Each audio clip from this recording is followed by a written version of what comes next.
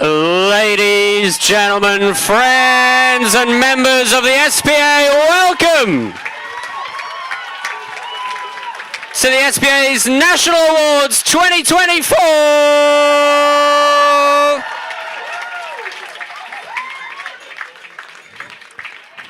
Are you ready? No, but are you ready though? Yeah, but are you ready? All right then, first up, ladies and gents, please give a big SPA hand to our chair for the year. He's done a superb job, Matt Ward-Perkins.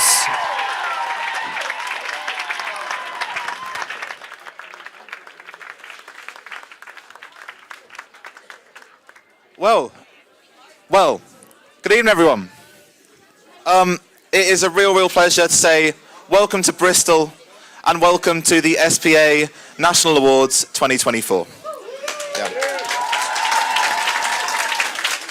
And I want to start this evening by just thanking some of the people that this event wouldn't be possible without. We're able to make this event as affordable as we can for students because of the support of our incredible sponsors.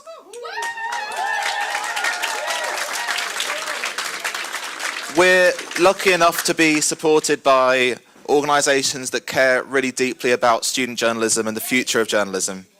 And without their support year in, year out, we wouldn't be able to put on the event that we do and we wouldn't be here tonight. And of course, I want to thank my team at the SPA, our executive committee, our officers, and of course our trustees, who worked tirelessly throughout the whole year to deliver this event and all the other events in between. And without their support, we wouldn't be here tonight. But most importantly, I want to thank all of you for being here. Every year, you all travel from every stretch of the UK and Ireland to join together and celebrate student journalism. And of course, I've got to mention Ireland in particular.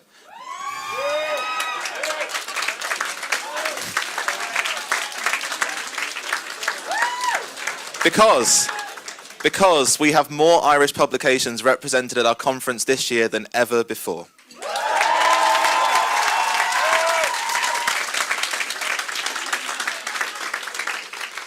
But of course, I didn't want to talk about Ireland and our Irish publications without talking about someone who couldn't be here tonight, but should be with us tonight.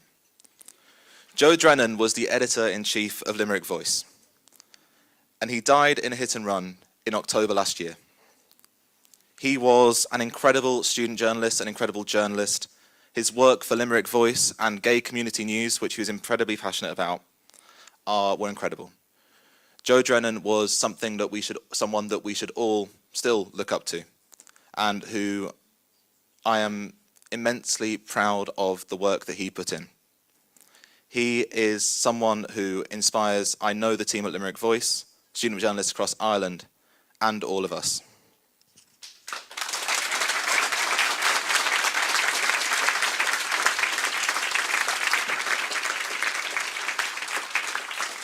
And of course, as well as paying tribute to Joe this evening and his work, I want to mention the work of the rest of the Limerick Voice, who also aren't able to be here this evening.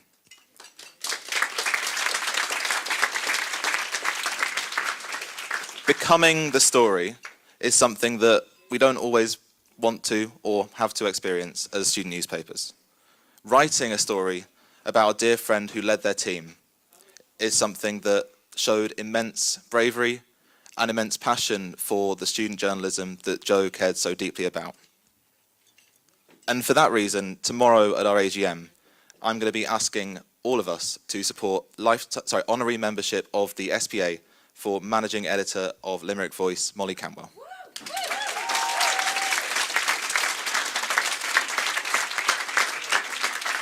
That drive, that passion, that belief in each other is something that I know is special across student media and student journalism.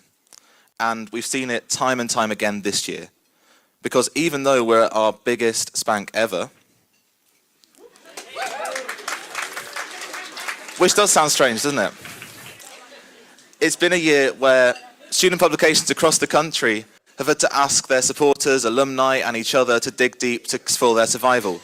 From the Student in Edinburgh, the Guardian Aberdeen, and Red Brick in Birmingham. There we are. Along with so many others, we've had to see student unions who haven't had the support student publications who haven't had the support they need from student unions and universities have done what they need to do to carry on doing their really, really important work. And I'm immensely proud of the work that all our student publications do and that you've all done throughout this year.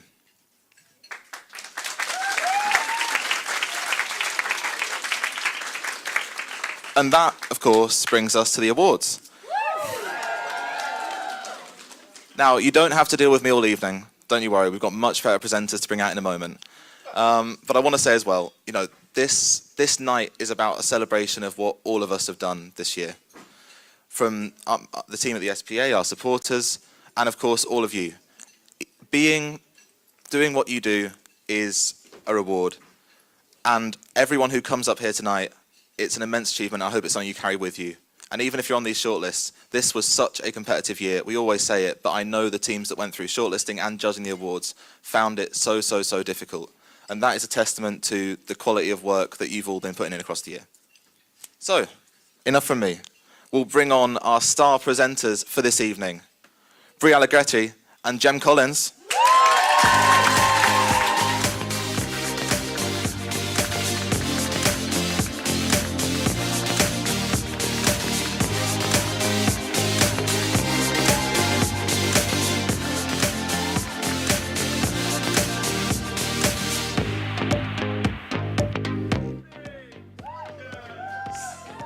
How are we? I can't see all of you at the back, but I can certainly hear most of you at the back. My name is Bree, and it's wonderful to have you with us here in the Southwest. The first time we've brought Spank to this region. You're all looking girt lush, as they say down here. Even Jess, who I imagine has her Wallace and Gromit slippers on underneath the table. So my name is Bree. And my name is Jem, and as someone who is actually from the Southwest, I am so excited to finally be in the Southwest for the first time for our biggest ever conference. There are almost 300 people here tonight, which is genuinely blowing my mind. And I hope you've had some fun time away from the conference as well. I say, Jem, I did enjoy our trip to see the Clifton Suspension bridge? Thanks for that. I can't promise you it's going to get any better, I'm very sorry. Anyway, right. Speaking of student publications, I would love to know who we have here. Can I get a cheer for anyone from Ireland? Yes, very good. I have a feeling that Rowdy with the Gowdy are going to make this loud. How about Scotland? There we go. I think there's only one table of them, and they made it sound like there were 10. Who here is from Wales? Very good. And finally, I suppose we should ask the English. Any of you in tonight? Any English? Yeah, there's a few of them. And hello as well to everyone who is watching us at home on the live stream. I know Brig and Rum's Review, I know you're watching. But if you are watching... Oh, but you're also watching at home too. I know you're here, but someone tweeted us and says they were watching at home. I'm sorry. Please prove you're real. Please send us something on the hashtag Spank24, and then we can read them out later on. So Gemini had the privilege of helping shortlist the nominations this year with the rest of the SPA team, and we were genuinely blown away by the quality of the work. I particularly enjoyed that there was an animal theme to a lot of the nominations. So I read about Eric the ferret from the Griffin in York. Leeds, sorry. From the Griffin in Leeds. We had York Vision saying that a prominent part of its breaking news coverage this year was the death of Longboy the duck. And the University Express carried a touching tribute to a pigeon entitled An Obituary to a Feathered Friend. Very sweet. So without further ado, we're going to talk you through how tonight is going to work. We have 26 categories with a winner, highly commended, and even a few special mentions selected by our judges. And in the first half, we'll go through the individual awards, and then the publication awards will follow in the second half. It's a lot to get through, so we will keep it as snappy as possible. So if you do hear your name called up as either a special mention, a highly commended, or a winner, please do make your way up to the stage. You come up on my left, which is potentially your right. There is a ramp you will come on, collect your award, and then please leave the way you came. As Bruce said, we do have 26 awards, which is, I think, maybe 2 or 3 more than last year, so please do keep it brief and preferably teary. Yes. You will have a quick photo on stage from our lovely photographer who sat down here, and then exit the way you came. And if somebody who wins isn't here from your publication, but you are from that publication, we would love you to come up and accept it on their behalf, and ideally make sure that the award gets home in one piece. You are responsible from the moment it leaves this stage, not us. We will have an interval in probably about 90 minutes. We'll see how we go. Depends how quick your speeches are. The certificates and trophies have already been printed, so unfortunately we can't take bribes, but the bar is open throughout, so feel free to wander around. My drink is a vodka Coke, which I've already got one here, but I can never have too many, so if you want to give me some more, I'll take them. I really want to encourage you at the outset of this to be incredibly proud of all the work that you've done, for being here, for making the shortlists. Those in themselves are a huge achievement, and you've produced some incredible journalism that makes a real difference on your campuses, even about Longboy the duck. And I would also like to say, I said this last year, this amount of entries does make us officially the UK's biggest journalism award. So despite what the Professional British Journalism Awards say and Press Gazette, we've got more entries, so up the SPA. When you said up the SPA, I thought you were going to say up theirs. They're not watching, it's fine. I should probably say hi to my granddad though, who I hope is watching. Anyway, so without further ado, you've had enough of us. Would you like to get to the awards? I'm sorry, I said, would you like to get to the awards? Excellent. Right, we know a publication is nothing without engaging photos that give life to a story, whether it's snaps of strikes or striking snaps. Hey, see what I did there? So we're going to start. Thank you very much. We're going to start with Best Photographer. It was judged by the wonderful John Rowley, who is a freelance photographer for a national newspaper based in Bristol, so nice and local. And he said that the quality of work from all the entrants was very impressive, which is why he's decided to add a special mention. That's what we're going to start with. So of the special mention, John said, this person has captured the emotions inherent in the realm of political debate and demonstrations, and their images have woven together a narrative anticipating unfolding events, making sure they were in a good position and capturing crucial moments is essential for covering fast-moving news events. So the special mention for Best Photographer and our first award of the night goes to Emma Carmichael from Raw News.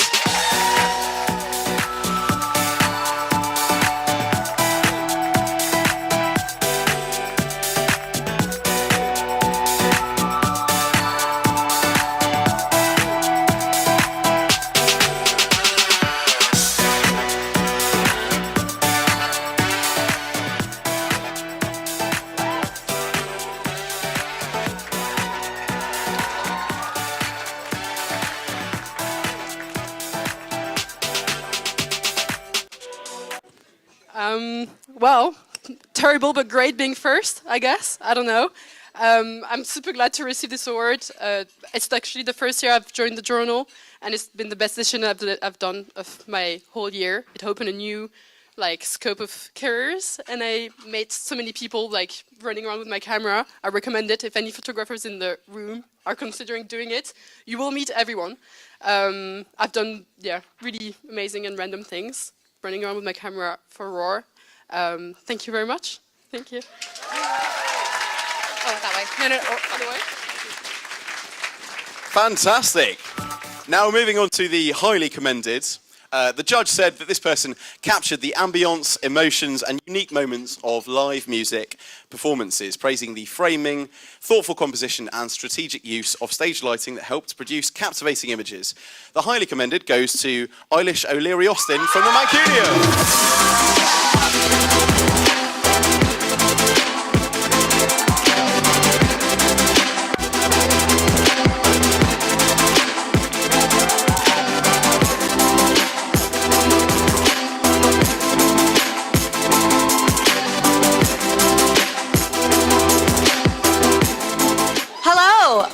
Thank you so much. I would just being part of the Mancunian, which is my publication, has been single-handedly the most amazing part of my university experience and has been genuinely life-changing. From the moment, when I first sort of heard about that they were like, oh yeah, we can get you into anything. We can get you photo passes for gigs. I was like, that is life-changing information.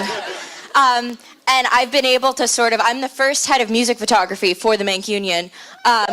And we've grown from, I was pretty much the only person last year to tons of people. And yeah, I would just like to thank my family, firstly, but also all of the Mancunian and particularly the music section, Alex, who's the head of the music section, and the other editors, Molly, Jacob A, and Jacob B. But yeah, it's the two Jacobs. But yeah, it's been genuinely, a life-changing opportunity. And the Mancunian is amazing. So thank you guys.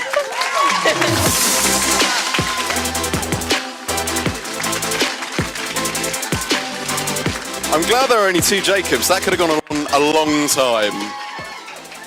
Finally, on to the winner.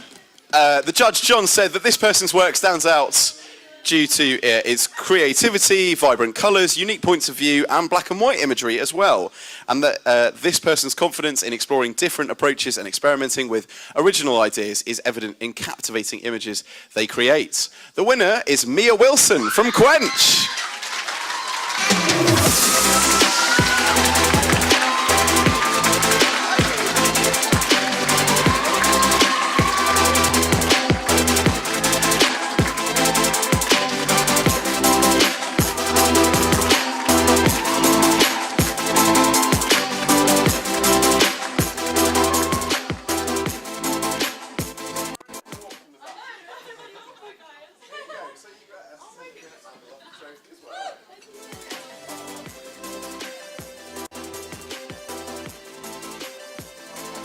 Has the mic.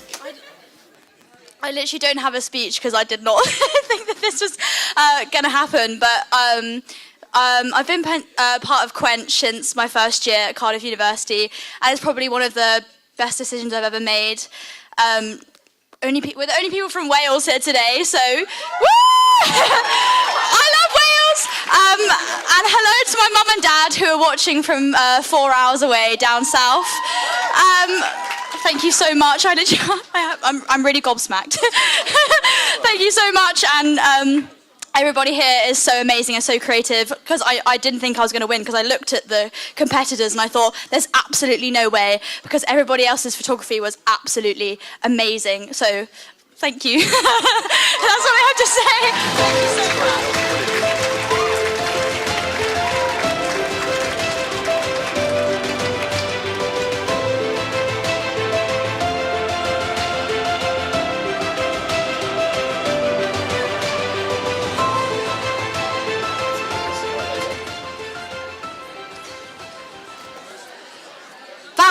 That was a strong opening winning speech, I'm just saying, so game on everyone. We are now moving to Best Creative Piece, awarded to an article that entertains the audience, unlike my karaoke yesterday. Someone at the front said it was great. I'm taking that. Thank you, Jack. Okay. This could be anything from sketch to satire and was judged by the wonderful Pontea van ter Hayden, a freelance lifestyle and true life journalist, the founding editor of Lacuna Voices and editor of Real Homes. We once again have a special mention here, of which the judge said, this was brilliantly written and very true. A lovely piece of captivating creative writing. And the special mention goes to Rosie Miller from The Saint. I'm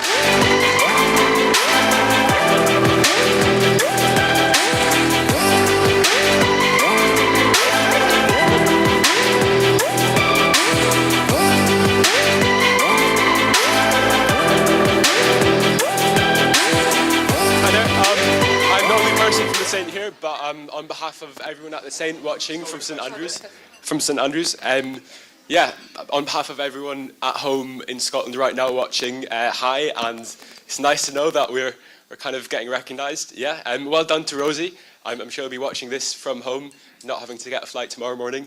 It's quite nice. And yeah, well done. And yeah, thanks to everyone on The Saint.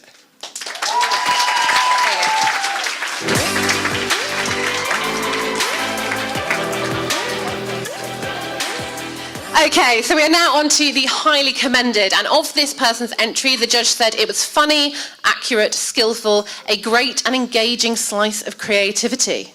That's a quote for the CV. The highly commended is Ben Scanlan from The Cheese Grater.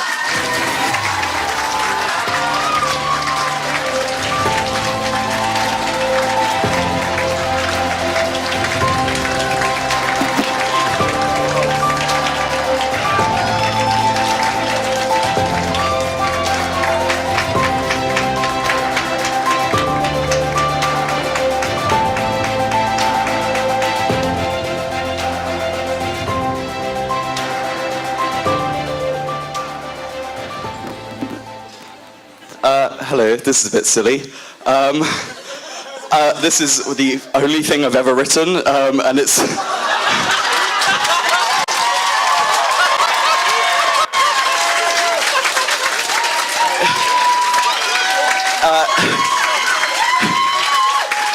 It's a bit silly, really, but I'd like to thank the editor, Izzy. I'd like to thank the people who got me into comedy writing in the first place, which was, I write scripts, but that's not the same thing, it's stupid. So that's like Rob and Lauren. And shout out to the UCL Graters, come see us in Edinburgh in the summer. And I'd like to dedicate this to Orenthal James Simpson. Thank you very much. Thank you very much, brother. Off he goes.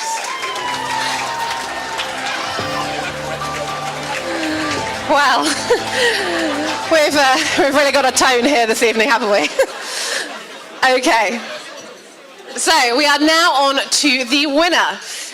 The judge said, this piece evokes so many emotions, feels very authentic and relatable. The bittersweetness of it all is powerful and goes straight to the heart of the reader. The winner for 2024 is Zoe Barrett from The Boar.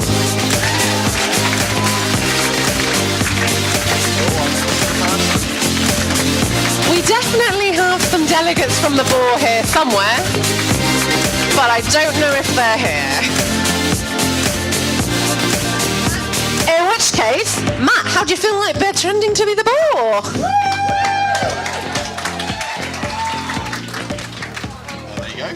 I'll do a picture. We're going to do a picture anyway, because, let's do it.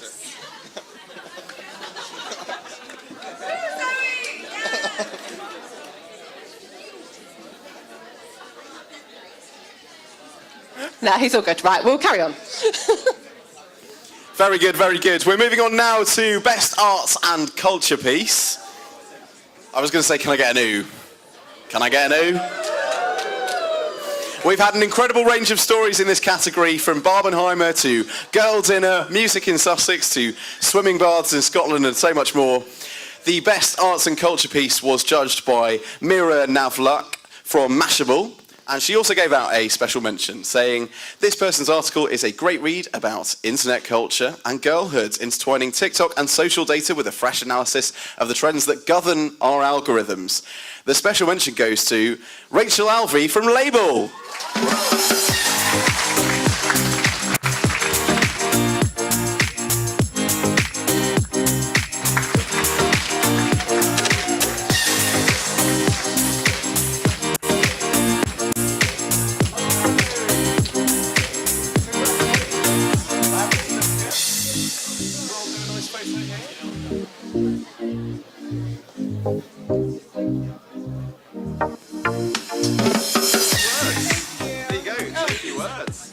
So Rachel couldn't be here tonight. She's working on her masters, but we would like to thank everyone who's on label. Thanks to Jasmine for working. Shout out so to Jasmine, hard. she's watching at home. Thanks to Ollie and Lucy who've done so much work for label, and just to LSU Media, and thanks to everyone else who's contributed to our magazine, and thanks to the SBA for having us here tonight. And yeah, that's it. Thank you. Thank you so much. Yeah, people probably should be at home working on their master's dissertations. Oh dear. Makes us all feel bad about ourselves for foregoing those responsibilities, eh? Right, on to the highly commended. Of this person, the judge said that this article stood out to me because it is both a piece of self-reflection and storytelling, providing a beautifully written account of an important social space and community. The highly commended goes to Thomas Gibbs from the Saints.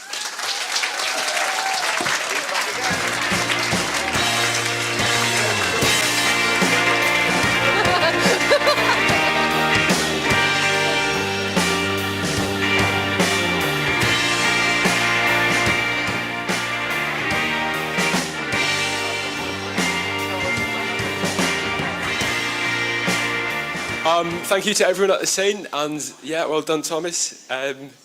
Yeah, I don't know if you guys know, but we couldn't come down for the conference, so it's just me. But yeah, well done, Thomas. Thank you to everyone at the Saint, and yeah, thank you.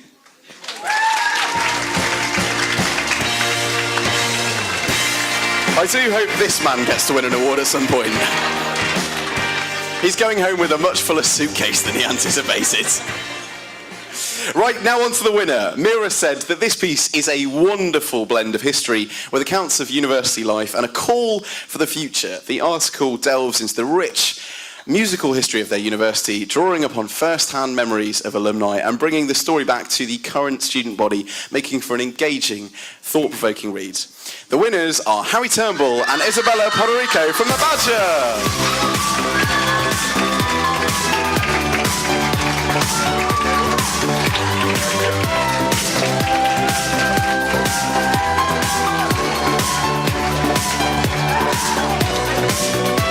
Congratulations! I'll give you the awards.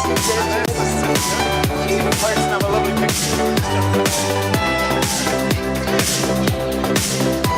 So, sorry, I'm just here to say that we've got you a trophy each. You don't have to share. Hello. Do you want to go first? I mean, I don't know what to say. We didn't plan a speech because I didn't think we were going to win. Yeah, what I will say is, first of all, thank you to you, Isabella. She was the one who pitched this to me, so she's the arts editor and the music editor, so thank you for this unbelievably amazing idea. She went into the pub, she saw a bloke, he was drunk, he was like, oh, yo, music's cool, and so went from there. Big up to Semi, our editor-in-chief. She's a complete newcomer to journalism, student journalism, and she has picked us up from $2,000 in debt to, like, Sussex University's best student newspaper. So yeah, shout out to Semi. Thank you so much for everything. Isabella? Yeah, I mean, I don't even know what to say. I'm kind of like lost for words right now. Thank you to my parents, if you're maybe watching this, and my beautiful housemates and best friends. My parents as well. I should have said that first. Yeah, everyone enjoy your night. Thank you very much.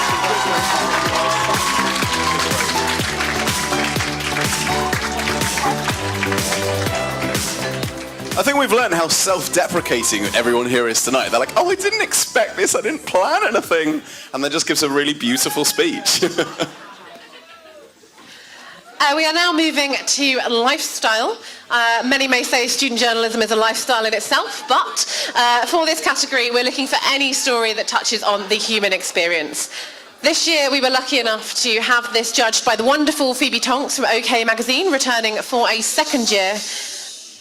And sorry, it's already got to this point where I'm struggling to read the script. I think Bree's just written a terrible joke, and I don't know what it says. Anyway. That does sound about right. Of the highly commended, Phoebe said, this person's article was informative without being clinical, and it took a lot of the stigma and pressure away from having an awkward conversation about a medical condition by interspersing it with her own tongue-in-cheek anecdotes and laughable but very relatable experiences. The highly commended for Best Lifestyle piece goes to Lucy Spencer from The Badger.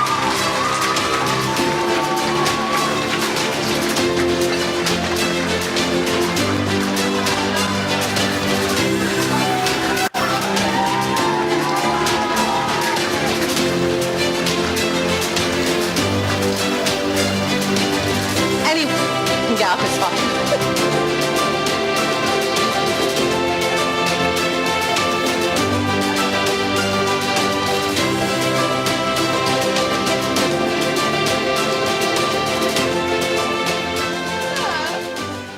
Oh my god, I didn't expect this at all.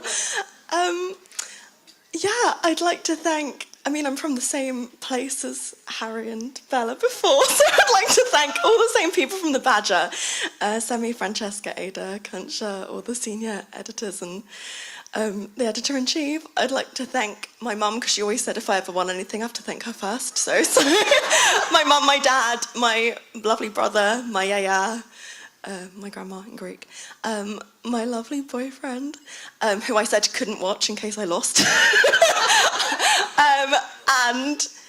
I went to Sussex for my undergrad. I'm now doing a master's, and I didn't even apply to write for The Badger because I was too scared that I wasn't good enough. And then when I came back for my master's, I decided to go for it, and I got this. So, go for it! Thank you! Well done.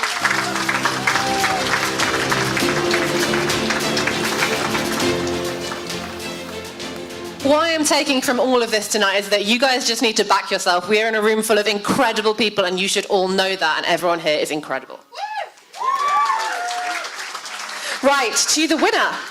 Phoebe said, I loved how this person put so much of themselves into their writing, with personal experience and intersecting views of others all expertly woven together into a single, fully fleshed and well-rounded article. It was relaxed but engaging, informative but not weighed down by heavy statistics, while using the focal point of the kitchen to tie everything together. So the winner is Selina Chen from Cherwell.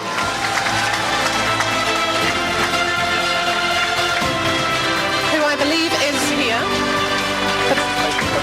Oh yeah, it's just very dark at the back.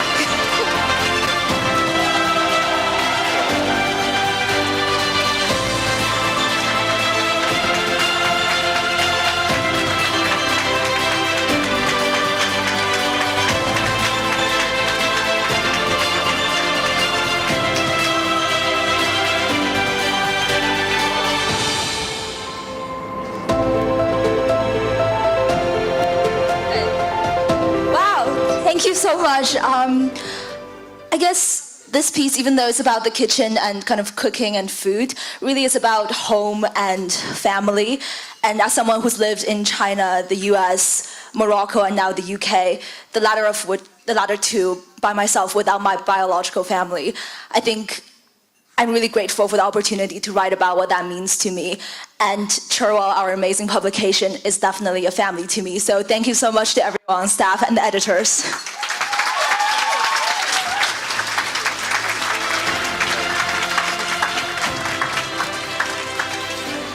Fantastic. I just want to make sure that everyone at the back can hear us okay, so I've been asked to make sure that everyone's not being too rowdy in the middle. I'm looking at you, the Gaudi, but we do want to make sure everybody else can hear at the back.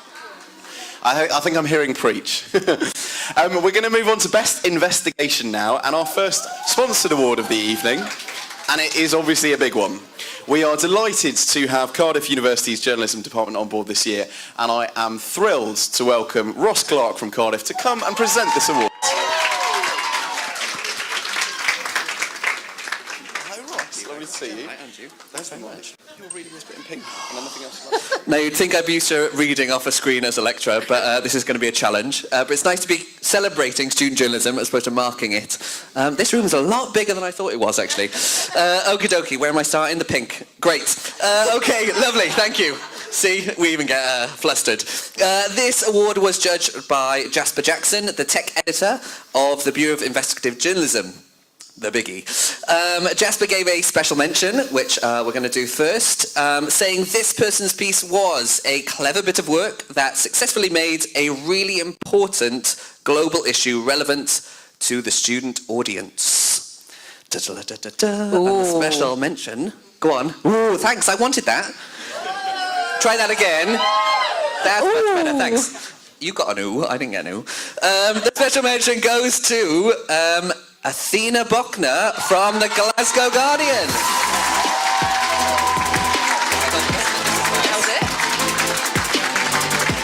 Keep clapping. It's a long way from the back.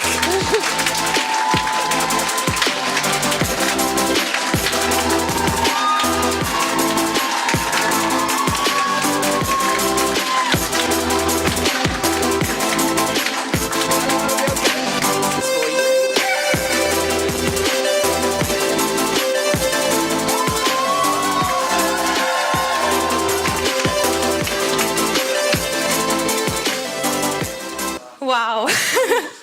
Thank you so much for this honor. Thank you for having us, Bristol. It's such a fabulous city. It reminds me of Glasgow, and that means a lot. Thank you very much to the Glasgow Guardian, which has become such a pleasure.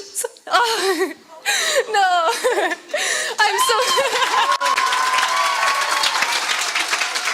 I'm so proud of all of us, and I think, like we've been saying all day, we worked so hard to be in this room, and I think we all deserve a big round of applause.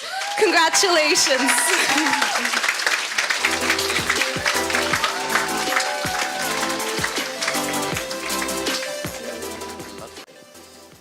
It's good. It's like having an assistant. I like it. On to the highly commended. This one, Jasper said, this was an ambitious piece of data journalism. My colleague Aidan, who does data journalism, will be delighted at this, that spoke to a core problem facing the university's students. The investigation smartly combined the different data sets to build the story while incorporating the experiences of those affected. The highly commended goes to two people, one of whom has only just sat down. It goes to Jeevan Farthing and Athena Buckner from the Glasgow Guardian.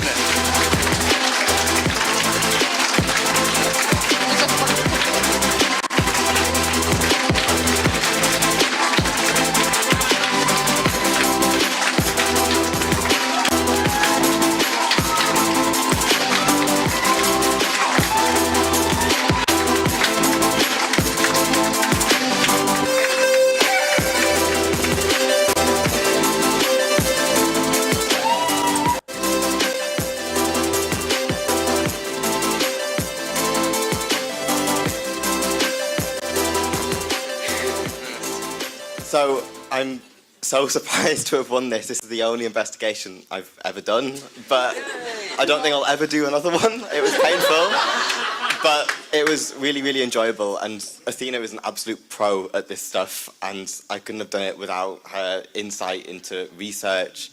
And just, she's a formidable talent and will do so much, I know it. And I just want to thank everyone at the Glasgow Guardian. My co-editor-in-chief, Niamh, is not here today, but she has put so much work into this year and deserve recognition, as does the whole team. It's been the best thing I've done at uni. I'm so happy to be part of it. Thank you very much for this opportunity to stand on stage again. I didn't expect it. We were all the way in the back. It was a long walk. Yes, this piece was about housing, student housing, and I think we all relate that that's such a big student issue, and I think investigations are so important that we FOI and hold our universities to account. So thank you very much. Keep it up.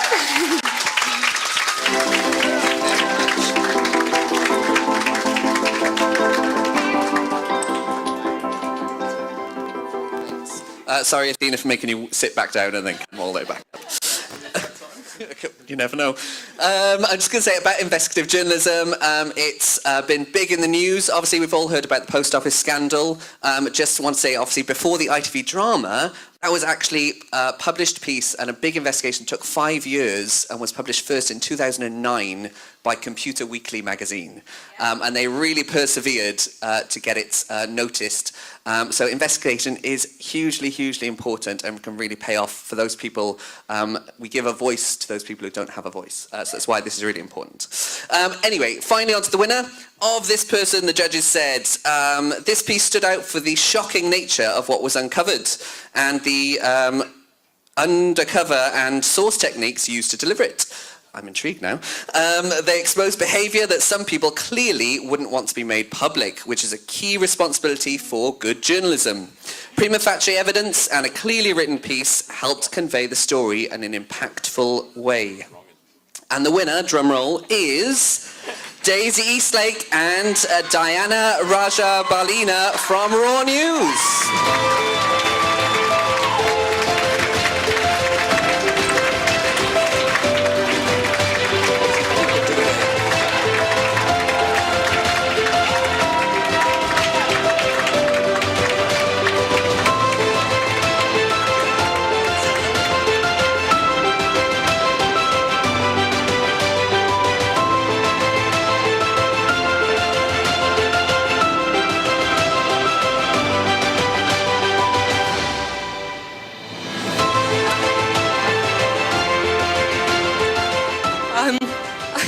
I don't know what to say. Thank you to everybody at Raw, to the wider team. I also have to extend that it was not just me that did this article. I co-wrote it with someone called Diana, who was one of the undercover reporters. And also to Imogen, who is sat at the back over there, who edited the piece. And the wider Raw team, because pieces like this really do take a village. And also thank you to the KCL Conservative Association, who, if it wasn't for their scandal, this piece wouldn't exist.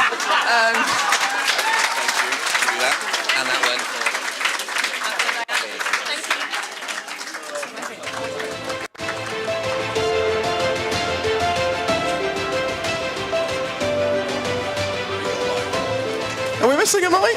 Oh no, it's there.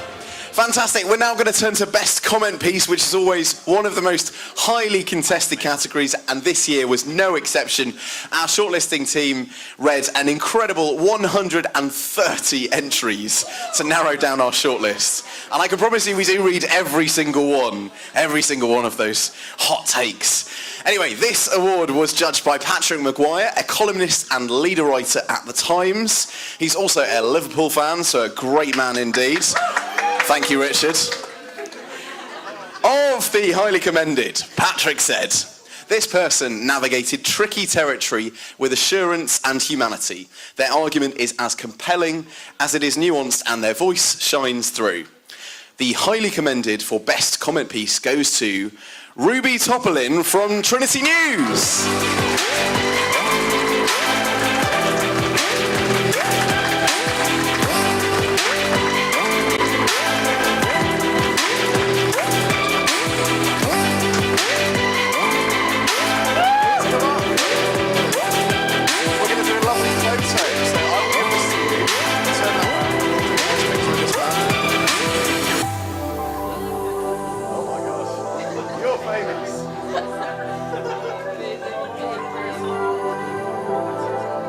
I'm really enjoying all the extra photographers we got coming to the stage there.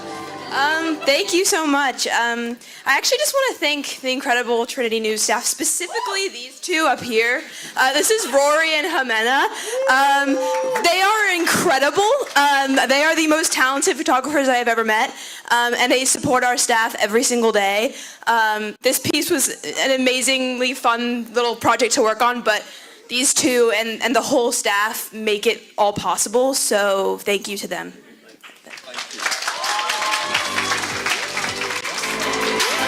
We heard so much there about how great her colleagues were.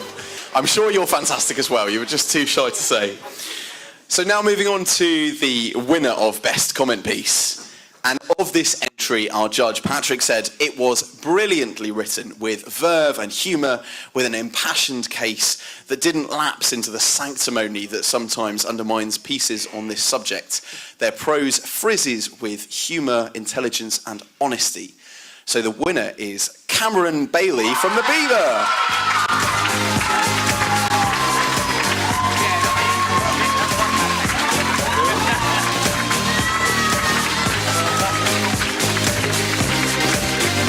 Come on up! Congratulations, mate. You take that. And we can hold that as well. We'll do a lovely picture for this man. There you go. Go on, show it off. A bit higher, there you go.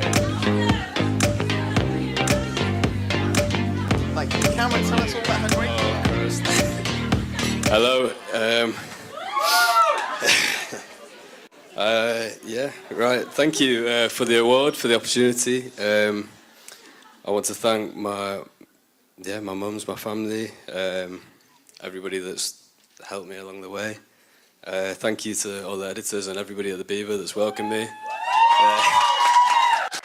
I started in October and they open arms me, gave me a lot of space to write and create. And I guess it was, for me, a bit of a call to action, I think, because, this room's full of young people and the climate crisis is going to be the major reckoning of our generation, I think. And it was, I guess, a call, in a sense, to not just be commenters, but to be actors and to try and push for change and hold to account those who are doing wrong. So, yeah. Thank you. Congratulations, Simon. Well done, mate.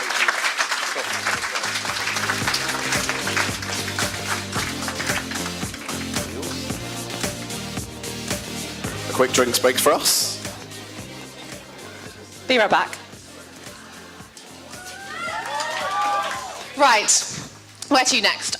Okay, do we have any science and tech writers in the room? Is anyone excited for this award? I'd like a bit more hope, please. Okay, so we are now at, as you may have guessed, Best Science and Tech Piece. And this award was sponsored and judged by some very long-time friends of the SBA, the Association of British Science Writers, and we are so grateful for their continued support. So I'm delighted to welcome them to the stage to reveal the winners.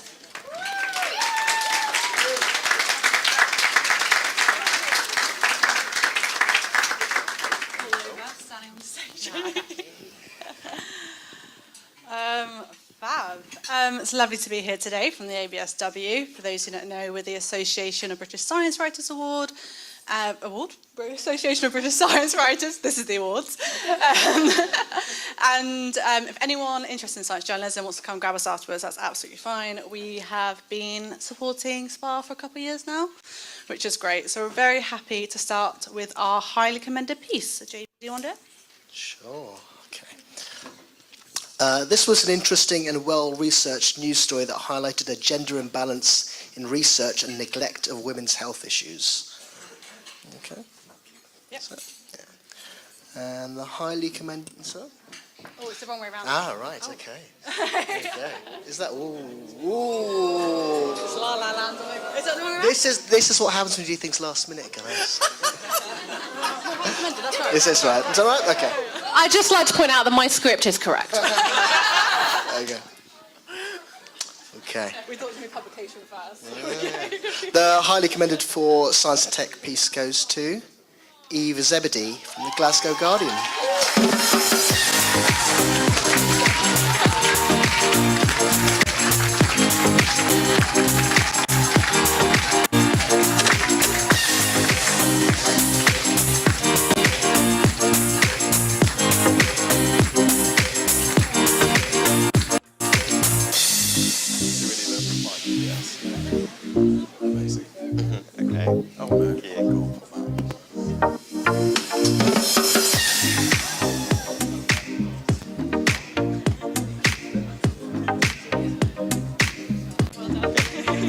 I'm obviously not Eve, as is fairly obvious, but Eve has been such a brilliant addition to the Glasgow Guardian team this year. We're gutted that she's not here. I hope she's watching, because the science and tech section basically didn't exist last year, and she came along and has just transformed it, and has so much talent, and I'm so honoured that she's won this award, and it's a testament to her talent, and I hope she's proud of herself, because we all are as the Glasgow Guardian, and I hope she's happy, because she deserves this so much. Thank you.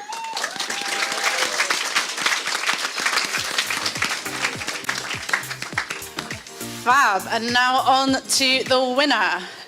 This engaging article addressed timely issues whilst also discussing equity, inclusivity, all through an intriguing religious topic, the practice of exorcism.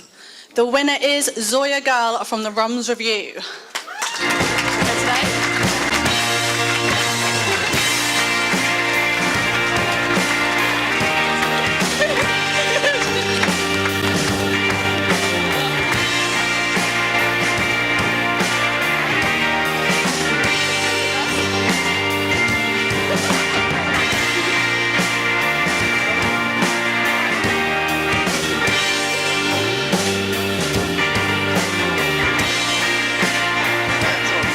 as a London-based member of the executive committee, I'm accepting this award on the winner's behalf. We at the SPA are incredibly proud of their work, and we're wishing everyone watching at home a massive congratulations.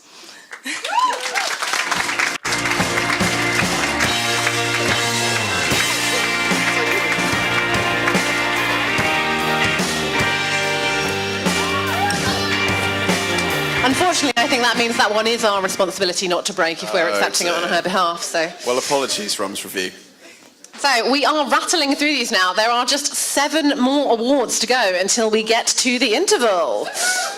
A reminder, the bar is open throughout the evening, so do feel free to time your trip if you know that you're not for an award currently. We are moving on now to Best Feature, which was judged by Anoush Chaklion, Britain editor of The New Statesman. This award was kindly sponsored by the team at Bloomberg, and can I just say how excited I was for the Bloomberg socks? I really wanted to wear them tonight. I will be wearing them tomorrow. To present this award, please welcome Tiffany, Jack and Jonathan from Bloomberg. Good evening, good evening. This is exciting. So, Anoush was so impressed that she awarded a special mention for this one. Of this piece, she said, a unique and topical story on campus politics that brings a thorough and balanced eye to a culturally sensitive subject. The writer draws on a great range of voices to investigate issues that are very relevant to her audience, as well as the wider geopolitical mood as a whole. And the special mention goes to Ruby Topalian from Trinity. Thanks.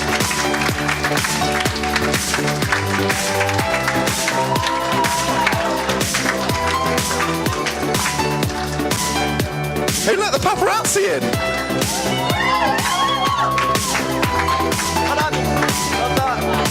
We sort of shuffle a bit here, and then you take your holiday. Thank you.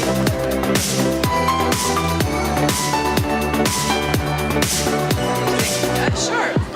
I mean, again, just thank you to everyone. I guess sort of the reason I love features so much, I'm the features editor of Trinity News, is just being able to sort of like platform these issues that a lot of people don't talk about, and also platform angles that people don't necessarily talk about. This specific piece kind of, it addressed something on our campus that a lot of people didn't want to confront, which was the prevalence of the symbols of the USSR and their association with student communism. I think as a generation we've become very sort of okay with just allowing people to throw the hammer and sickle on things and just not question it, but actually our actions do have consequences, and there's a whole population of students who have families who were affected by that. So yeah, I think it's just important to be aware of who we're affecting when we, make little comments and do little action, take little precautions and actions that we think are. I'm rambling. Sorry, I'm very tired. But basically, I just think it's important to speak up and platform everyone's sort of point of views, and I hope I did that through this piece.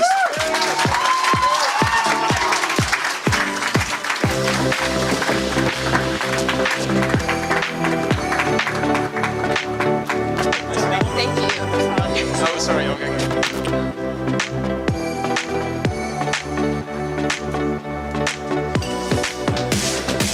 Well done, Ruby. And so, of the highly commended, Anoush said, a fascinating, thoroughly reported and thoughtful feature on a subject highly relevant to the readership. The writers use an impressive variety of voices, from first-person experiences to expert perspectives to facts and figures, to investigate the controversial subject sensitively, and are also careful to take their findings to the university itself for comment. Crucial. The highly commended for Best Feature goes to Luke Alsford, Elizabeth McBride, and Nicole Ireland from Palatinate. Nice.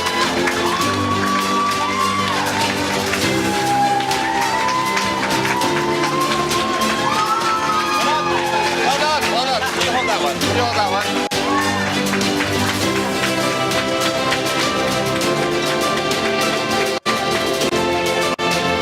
And for one Palatinate, ex-Palatinate to another. Thank you. Thank you very much. I'm Luke, but I'm not Lizzie and Nicole, and they played a really probably the most important role in this piece. So thank you to them if they're watching. I don't know if they are. And yeah, thank you to the rest of the Palatinate team. We're all news editors, and the news team's been amazing, editors in chief, and everyone else. So thank you. Yeah, thank you, Lara. Thank you, Michael. Thank you, my friends. Yeah, thank you. Well done, well done.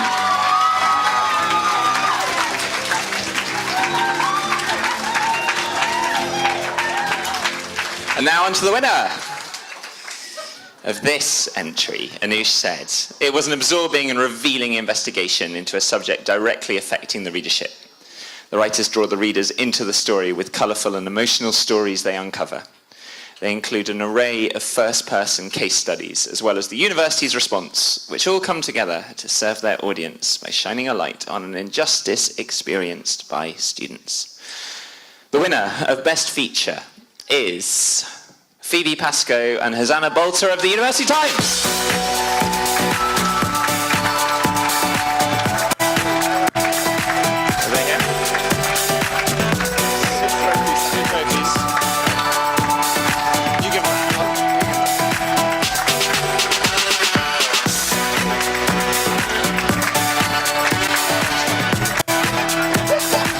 Whichever way you want to go.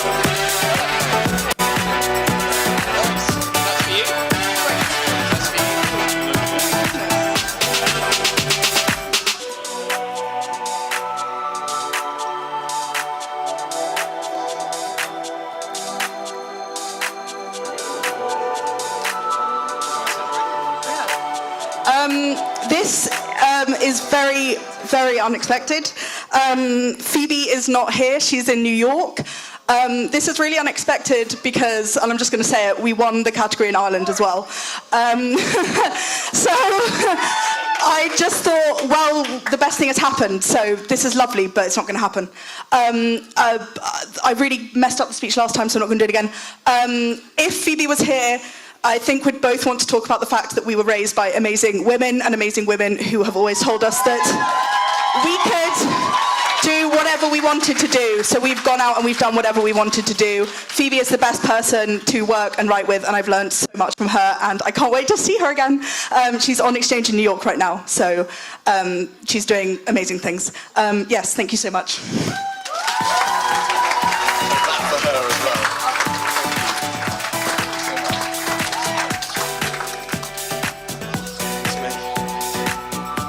Fantastic, well done. That was a really, really brilliant round. Really fantastic.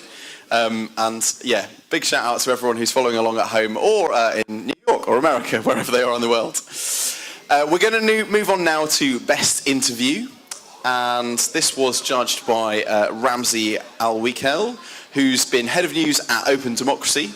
And we're thrilled to have it sponsored by our former Spank hosts, the University of Sheffield. Can we please get a big welcome for Charlie Fenton, who will be presenting the award on their behalf.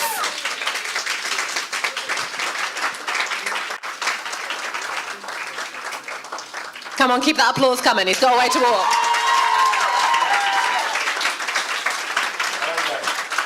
Say whatever you'd like. I was going to say, when I got the email through, I was like, should I do this? Why not? But then looking at this, I really regret it now. Also, I was strictly told I'm not allowed to drink until after this. So George, you better be pouring me something. But yeah, I mean, if I could say something, that would be amazing. So obviously, I'm editor of Forge Press. I'm also here on behalf of the University of Sheffield. You can actually make it today. I think it was Lisa from the department who was meant to come. She's a great person. I wish she was here. But sadly, she couldn't make it. So yeah, first I'd just like to say on behalf of the university, myself, I study journalism, so does Shakti, so does a lot of the committee actually. Without them, we wouldn't be here where we are. From standard news writing to investigations, one even led to a shortlist, sorry, Shakti, who didn't actually win, I'm really sorry. But yeah, so all that, so essentially the University of Sheffield has done a great job and really been able to grow our publication. In terms of actually about the SPA Awards, I'd like to say something about student journalism while I'm here. Am I the first student journalist to actually give out an award? Maybe. Oh well. I'm going to say yes. Yes, yeah. you are. Sure. Thank you.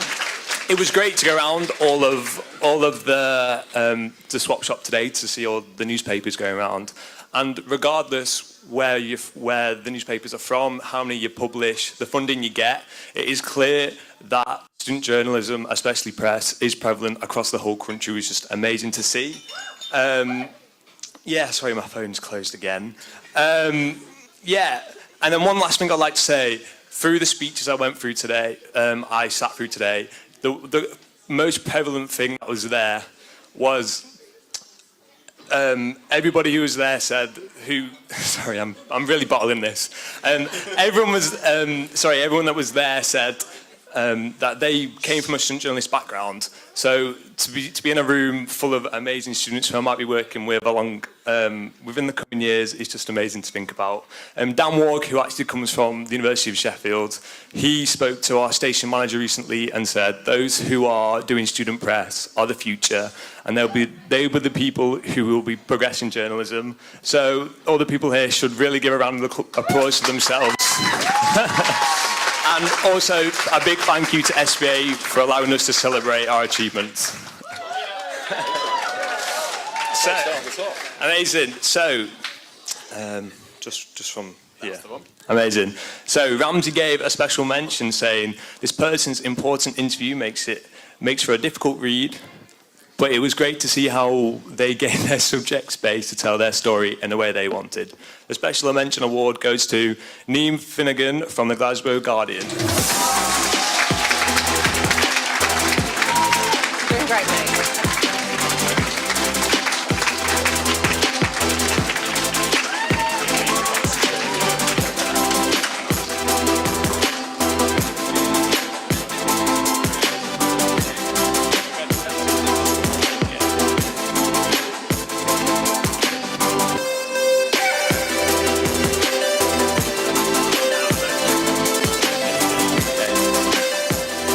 So I'm not Niamh either, obviously. I've already shouted her out, but I will shout her out again. Her talent for writing is genuinely unbelievable, and it translates into this interview piece. It makes for such a powerful read, and I'm so glad that she was the one that did it.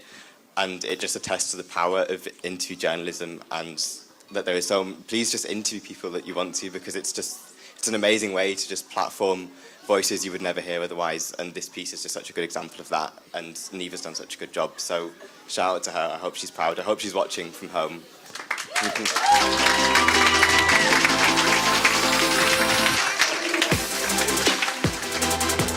So now for the highly commended, the judge said, this person's feature is a reminder that just about everyone is sitting on a great story.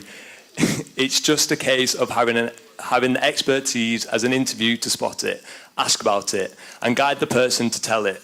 They used the interview to paint a vivid picture of their subject and gave them the space to show readers why local institutions are so important to a community. Highly commended goes to Javin Farthing from the Glasgow Guardian.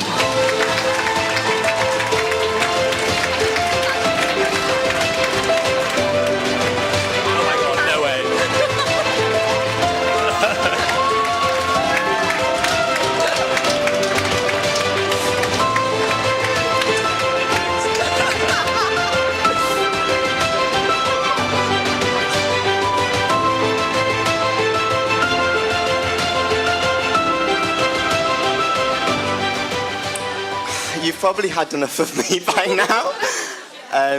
This was such a joyous piece to do, and in contrast to Niamh's really serious interview, sometimes interviews can just bring joy and are just fun, and I think that's what we're all here for, right? Is to just enjoy ourselves and do things that are just good, and this was a good example of that, and I just loved writing this piece, so I'm so glad to have it recognised. Thank you.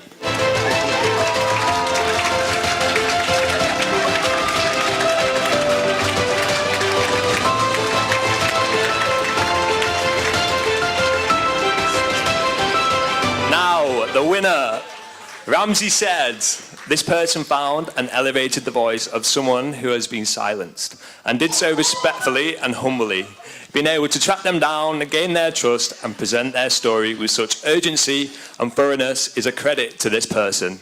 The winner is Eden Fall Bailey from the Boar.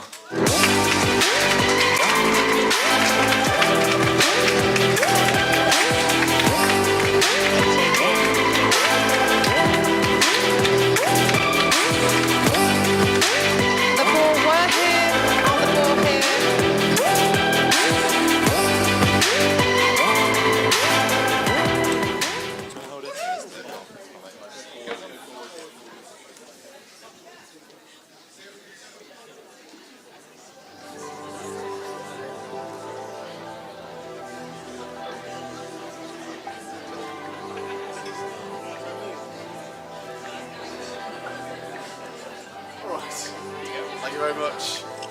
Fantastic. Right, we're going to move on to best news story now.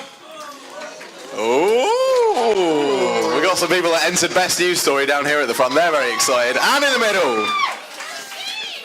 This was judged by the wonderful Sean Elvin, who is news editor at The Independent and a former SPA trustee, because once you join the SPA, you can never truly leave. You'll all be back here this time again next year, I guarantee it.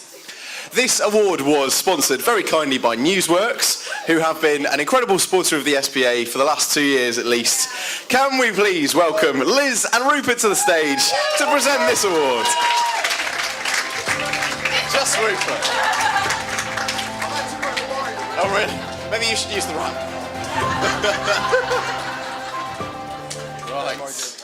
This pink here. Start there.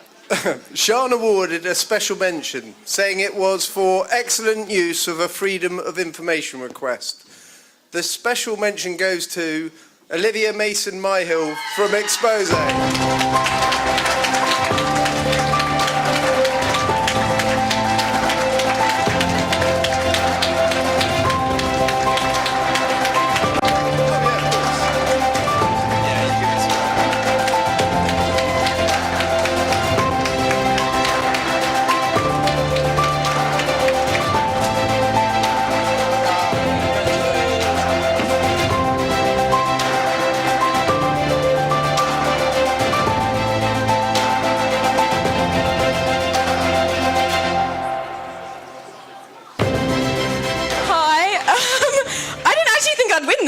Oh, not win this, but special mention. Wow.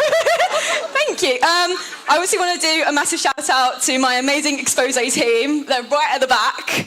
So, woo. I also want to say hello to Willow and Scarlett. They're currently watching on the live stream, so hi guys. Yeah, I'll probably thank my mum as well, because she'd probably want me to do that. But yeah, I'm really happy with this piece, so thank you.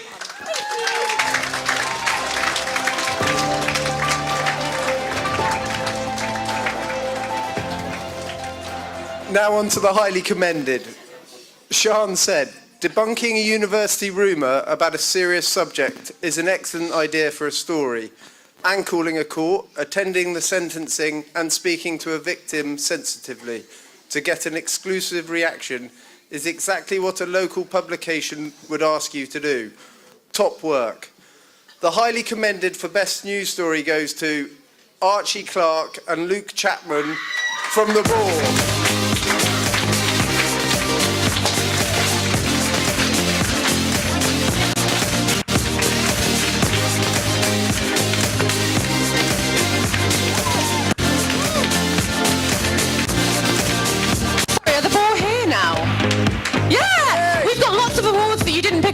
So you can take those too.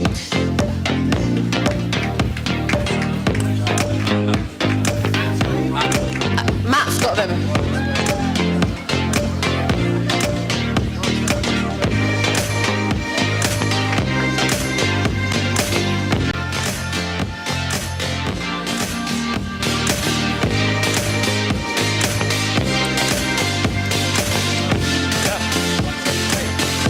Thank you. I think I'd just like to thank my mum and my dad for being so supportive. I'd like to thank Molly in the audience over there for being so supportive of me. And above all, I'd like to thank this man alongside me, because I genuinely mean when I say this wouldn't be possible without him. So, Archie, thank you very much. I'd like to say exactly the same thing back to my main man over here, Luke. We couldn't have done it without each other, so I'm glad we won this award because we put a lot of effort into it. I'd like to thank all the editors at the Boar, editor-in-chiefs, Eden and Ellie. They really helped us this year, especially for me in my first year at the Boar, getting it going, and like to say big thanks to them. Thanks, guys. Touching. And as you leave, can you take the other awards for your publication?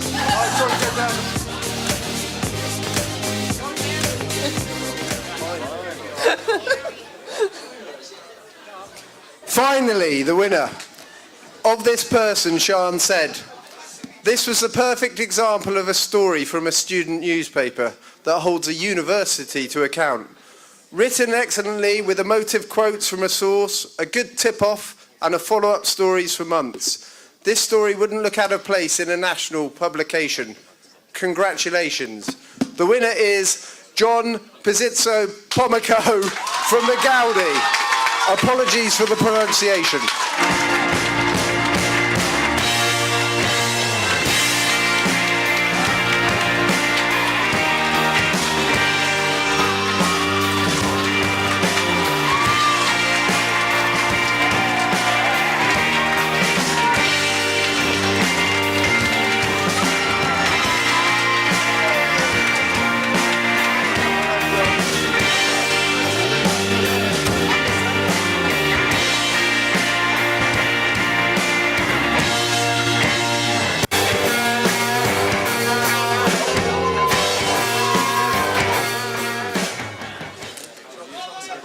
Yeah, okay, well, thank you, everyone. Honestly, like, this story meant a lot to a lot of people, I think, which is the great bit. Obviously, the university tried to take over and kind of shut down all of our language programs in the autumn. And essentially, staff and students came together and said, that's not going to happen. We're not going to let that happen. And we had university staff, we had students, we had all sorts of people coming together. And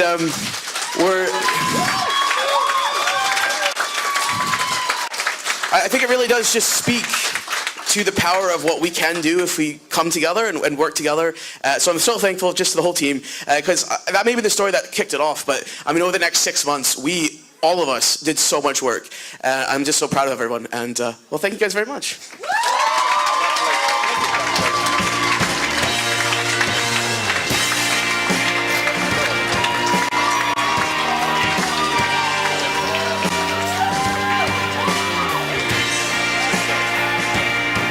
Right.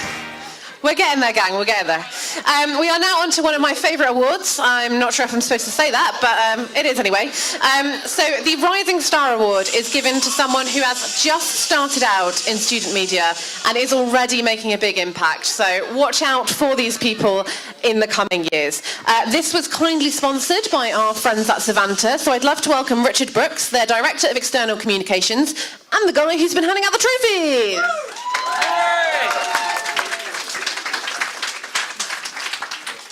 Thank you very much. It's a real pleasure for me to present this award, in particular from the company that I work at, and it's somewhere that really values student journalism. Our job is to find the best and most interesting research and pieces of public opinion and share that in the most interesting way, and I think that is a value that's shared by student journalism as well. So thank you for letting us sponsor the award, and hope you're having a lovely evening.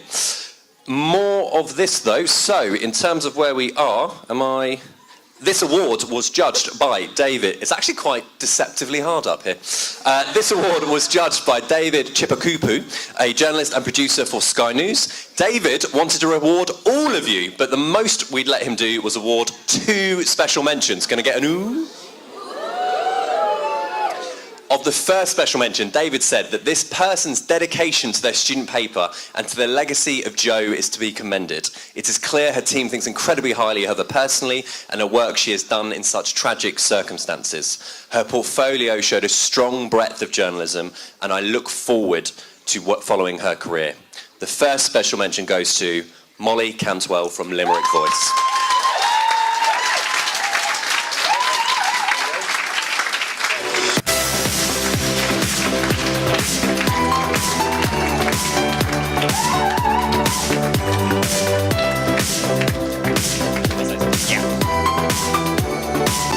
Obviously, I'm not Molly. Molly couldn't be here this evening, but I'm delighted to accept this award on her behalf. I'm the Regional Officer for Ireland. I want to just pay a quick tribute to Molly, who has led Limerick Voice through an immensely challenging period since the tragic passing of Joe. Molly's work is a testament to her determination to honour Joe's memory by keeping Limerick Voice going in difficult days, weeks and months which followed. Not only did Molly keep Limerick Voice going, she brought it to new heights. To Molly, congratulations. You embody everything that is so special about the SPAs and student journalism. Congratulations.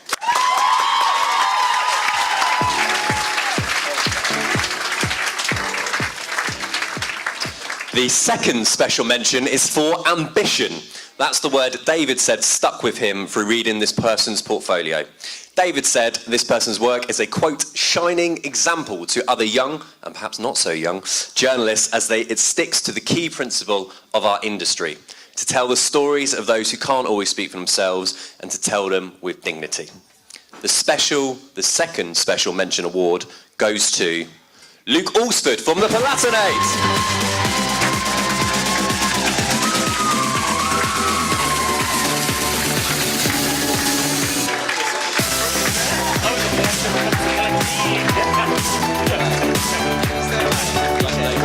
Thank you.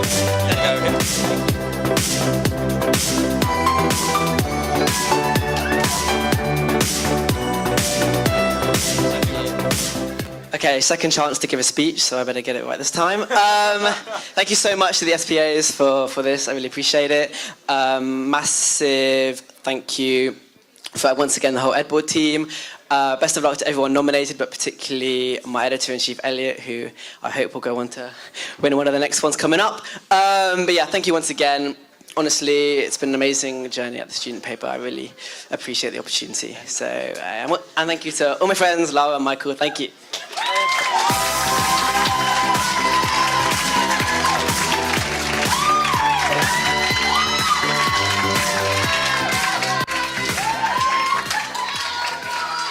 We are now on to the highly commended.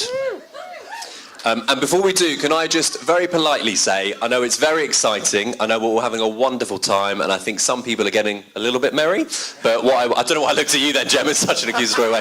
But for those at the back in particular, please do listen with respect to people who will come up in here and sort of talking. They're obviously saying things from their heart, and I'm sure that if you were up here given the opportunity to do so, as I hope many of you will be, you would want people to listen as well. So if I can just ask people, make sure they do that. Is that all right? Great.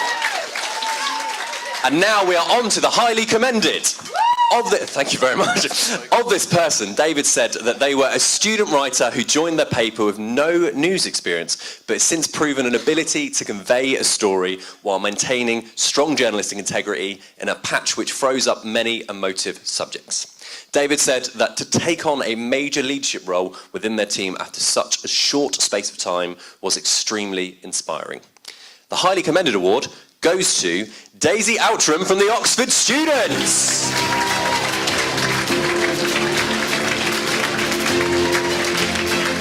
Come on up, Daisy. Keep her going with the applause.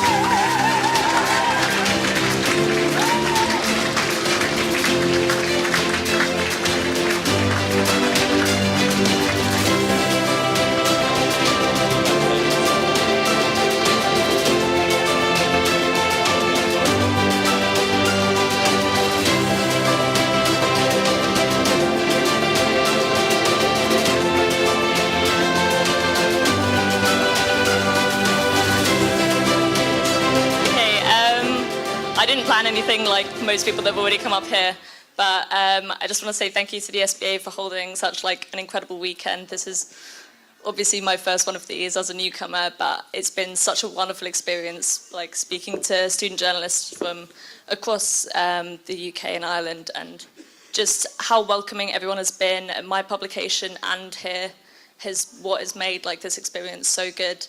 And just congratulations to everyone who's been a part of it. And yeah, I hope everyone enjoys the rest of the conference.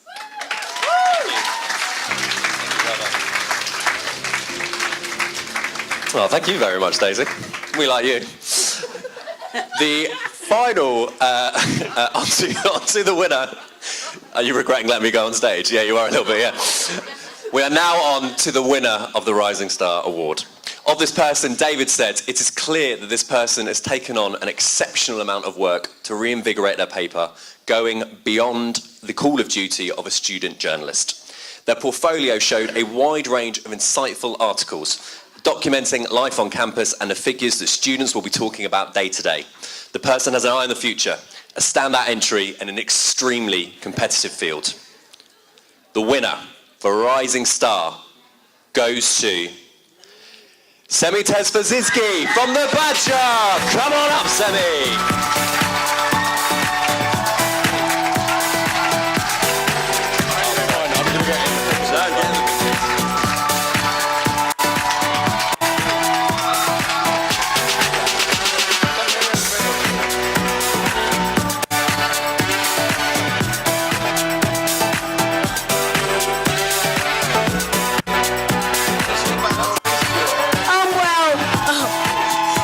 Before I speak, I have a cold. That is my excuse for the raspiness. But the Badger has been a life-changing experience for me. I love all my senior team, in particular Maisie, who started this all off, Anna, Will, we've got Francesca, Ada, we've got Akanksha as well. All of them, they do amazing work and I'm so happy. I love the Badger. Follow the Badger on Instagram. Woo!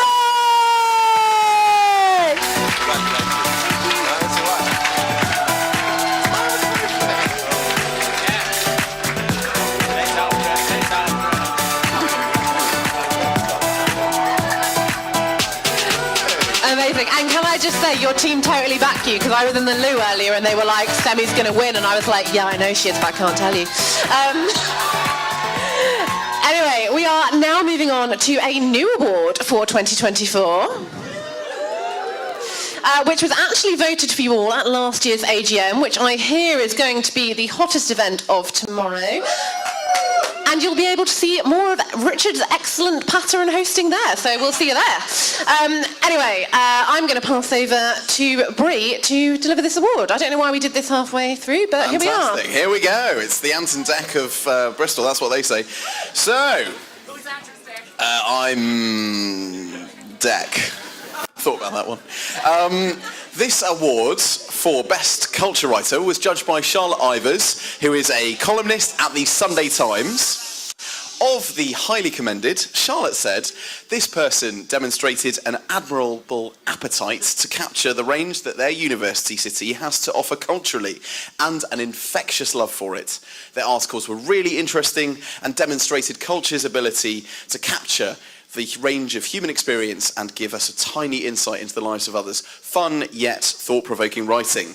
The highly commended goes to G. Van Farthing from the Glasgow Guardian.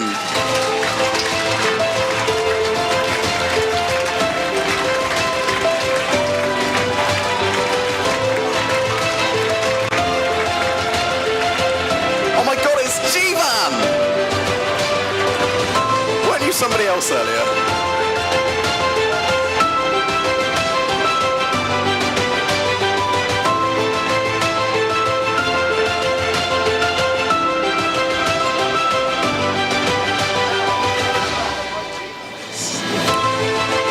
Again, oh my goodness. I'm so happy to have this award, and I'm so happy that the SPA have introduced this. I'd like to thank them for introducing these culture categories, because I think culture journalism is so important and increasingly under threat. I think Vice has closed recently and so many places are really struggling, but yet I find it so enjoyable, and even as editor this year, I'm so happy that I've managed to keep up with writing culture pieces. I enjoy it, it's what I love. And I hope it provides that joy and love for other people as well. And I'm just so thankful to have this. Thank you.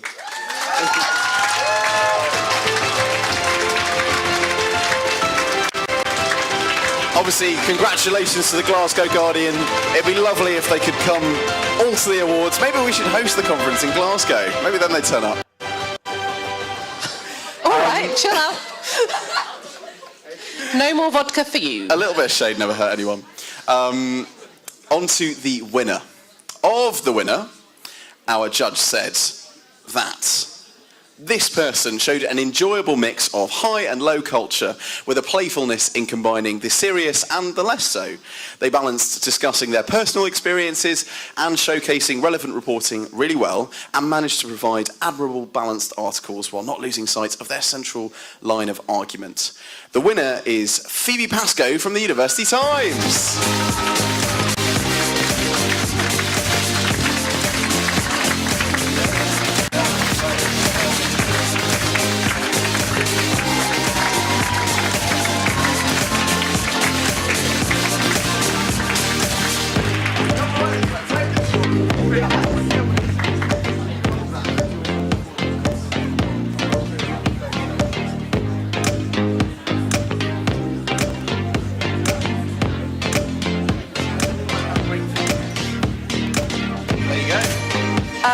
So I am not Phoebe Pascoe. Phoebe is the best writer in the world, in my opinion, in my humble opinion. And Phoebe writes the most amazing pieces. She manages to combine a really personal touch that always feels so authentic in everything she writes. She writes really interestingly. She's also a really, really lovely person and a wonderful colleague to work with. She is so encouraging as assistant editor of the paper to all of our contributing writers. The paper wouldn't really run without Phoebe. Phoebe is the paper. I wish she was here tonight, but she is in New York living her best life. But this will get to her, absolutely no worries. I'm about to go off and have the most amazing FaceTime, so thank you.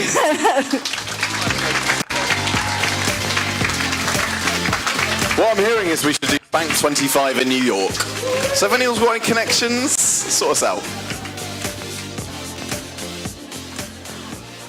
Cue, very smooth segue. Right, we are almost there, I promise, and then we will have an interval and we can all take a short breather, especially me, because I would like to take my shoes off. Now, we are heading to the world of sport, and this is our... Oh, okay, that got more than I thought. This is also our penultimate award, so we're almost there. This award was judged by Jack Murley, presenter of the BBC's LGBT sport podcast, and an all-round legend. He said this was an incredibly hard category to judge, and every reporter should be proud of the work they have submitted. The entries introduced him to a world of sport that I didn't know about, and says that the industry is in safe hands. Jack loved these entries so much, he's given a special mention, for which he said about, "I wish I'd thought of that. That's how I felt when I read this piece," which took a fascinating look at an aspect of sporting life on campus that we all know exists, but doesn't get spoken about enough. The special mention goes to Claire Thompson from the Glasgow Guardian. Look who it is.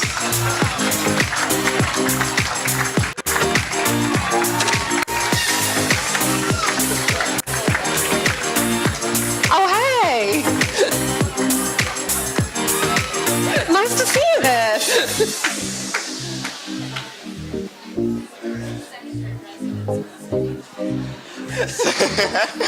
So, Claire, I know, is watching from home, and she's been up for this award, I think, 3 times, and I'm just so happy that she's been recognised. Like, her commitment to the sports section has just been unmatched, and she's been on the paper even longer than I have, and I've learned so much from her, and I hope she's proud of this award, because she so deserves it, and it's a testament to her talent. I just hope she's proud. Thank you.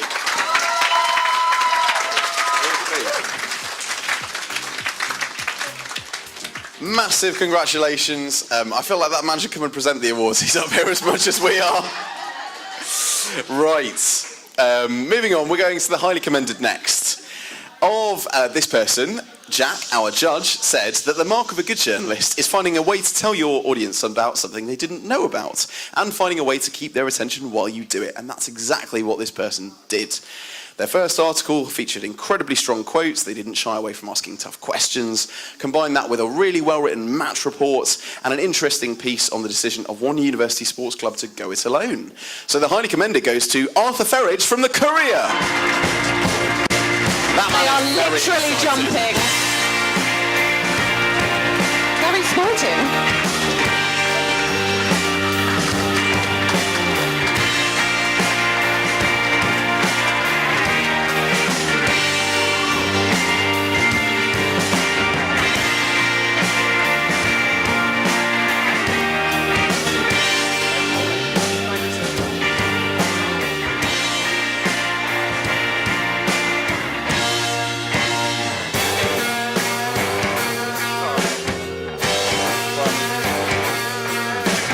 lost for words, really. I mean, I'm so incredibly proud to be up here. I mean, the last 3 years of my life at Newcastle Uni have been some of the happiest I've had, and I owe that in no small part to my time in student media.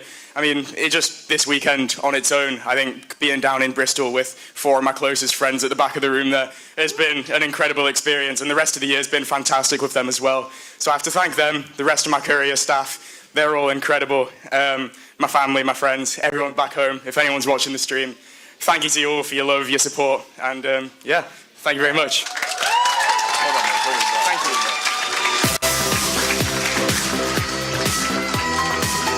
Fantastic work. Congratulations, Arthur.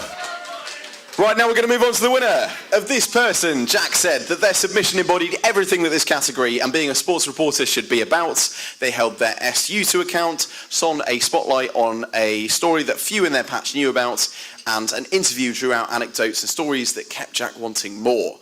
The winner is Joseph Saunders from Palatinate.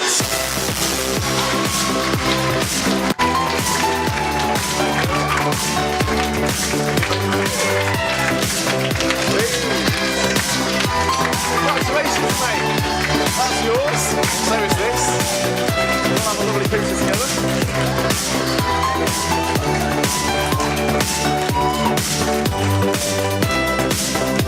You've got a lot of fans. Hi everybody. I told myself I wouldn't be nervous coming into this, but I am starting to get a little bit shaky. So first of all, I'd like to make some thank yous. Thank you to my parents. Thank you to Primark across the road who supplied this wonderful £7 shirt.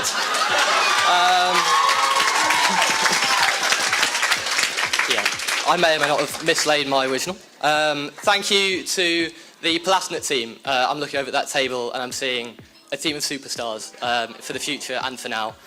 And I couldn't have done it without them. Special thanks to Joe and Maddie, who have really mentored me through this process. And to be able to stand here and, you know, be rewarded and appreciated for writing about sport, which is what I love, it is an honour. So thank you.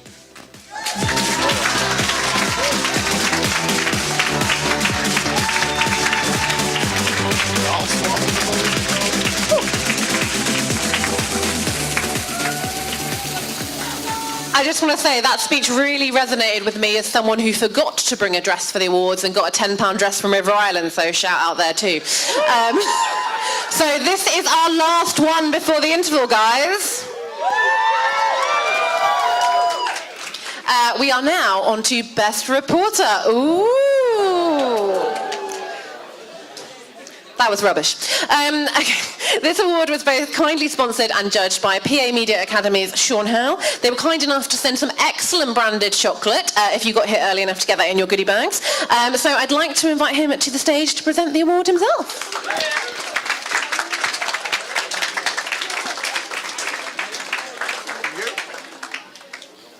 Just this bit.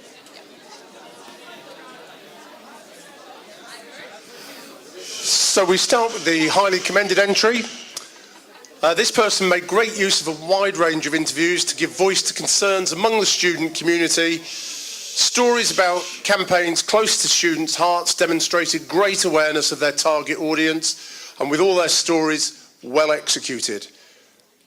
The highly commended goes to Charlotte Kent, Trinity News.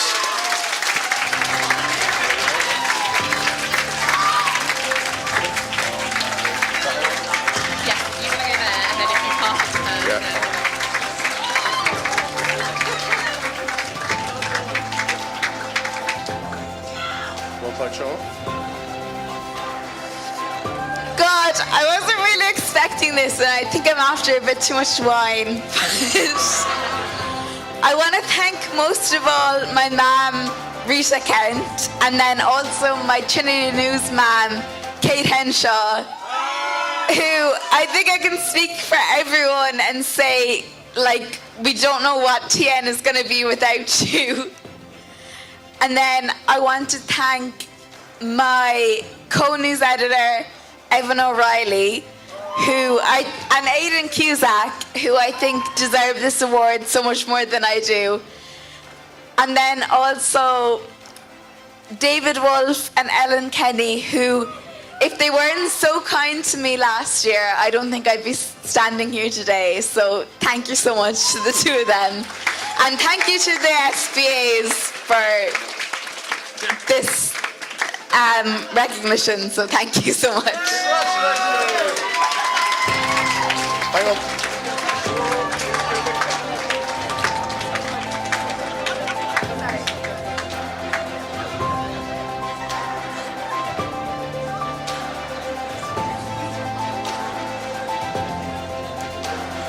Congratulations.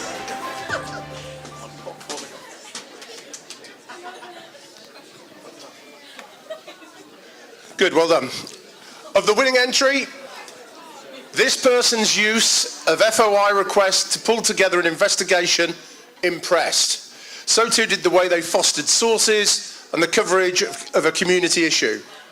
The trio of stories together demonstrated a nice range of topics, and with more than 100 articles for the paper, it was great to see this level of productivity and quality combining to make a winning entry. The winner is Josh Pizzuto Pamako from the Gaudi. Well done.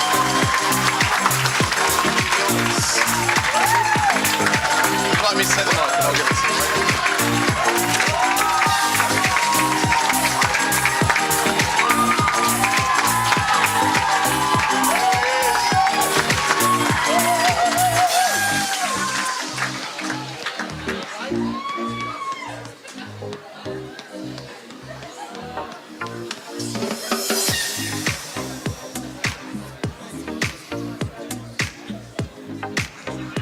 Congratulations, Joseph.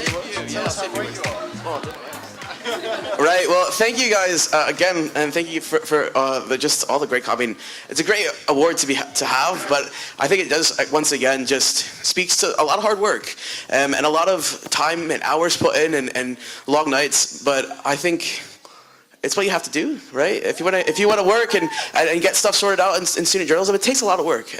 So I'm really grateful. I'm really thankful to the rest of my team as well, because I mean, I might be the one writing the articles, but they're the ones behind the scenes doing all the rest of the stuff. So I mean, Isabel back there, Grace, Biles, all the rest of the team who does production, who does all sorts of stuff, have done awesome as well. So thank you guys very much, and well, we'll see what happens in the team awards as well. Maybe.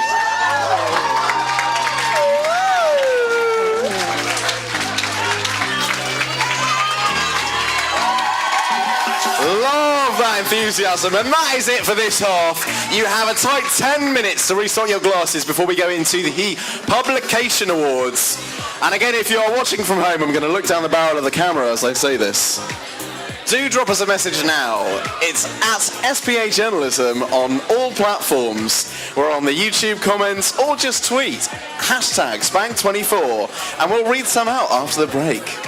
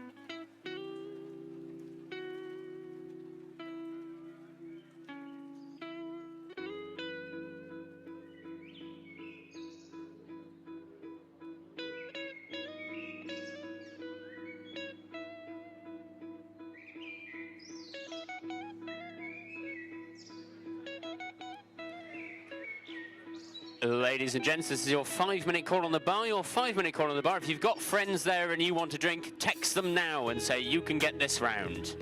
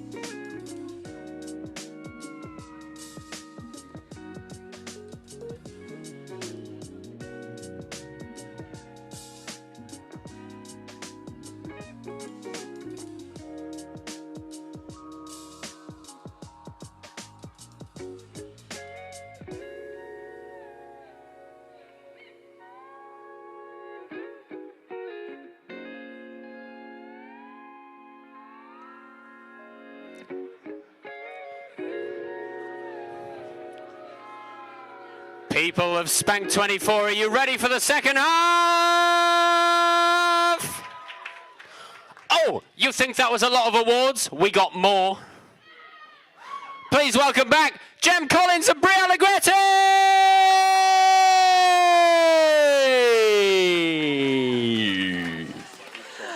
Don't worry, this half is shorter, I promise. Well, I hope you all had a wonderful interval and are all suitably excited for the publication awards. I'm sorry, I asked if you're excited for the publication awards. Right, I have just been taking a quick look at social media, seeing who's been messaging, who's watching along at home. We've got a message from Ali, who's with the Brig newspaper crew, watching, doing a watch party. We've also got Gracie, who's messaged from Madrid. Doesn't quite beat New York, but it's close. Gracie says a big shout out to everyone at Expose who is in Bristol. All of them have worked so hard. She misses them so much this year, but she can't wait to get back to it. Sounds like she's trying to curry favour for Expose next is year. from Exeter. Correct. But she said she was very happy to see them in Bristol. So, anybody else? Oh yeah, sorry. The Glasgow Guardian have posted pictures of all their awards so far, so congratulations to them. And apologies to the poor man that's having to take them all back in his suitcase. Right, we're going to move on to the publication awards in this half, so hopefully slightly smoother. You're all welcome to come up. In the interests of speed, please do, well, I wouldn't say jog, but, you know, a brisk walk. Jogging is not on the risk assessment, but a brisk walk is fine. Exactly. So we're going to move to the best culture publication or section, which was judged by Adam Bloodsworth, who's Deputy Life and Style Editor at City AM.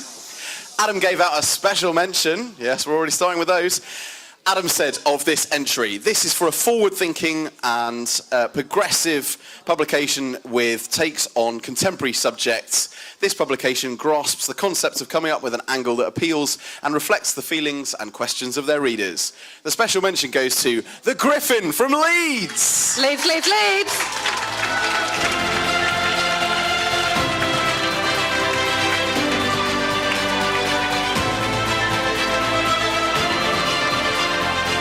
I think that walk could be brisker. Come on, keep that applause going for these guys.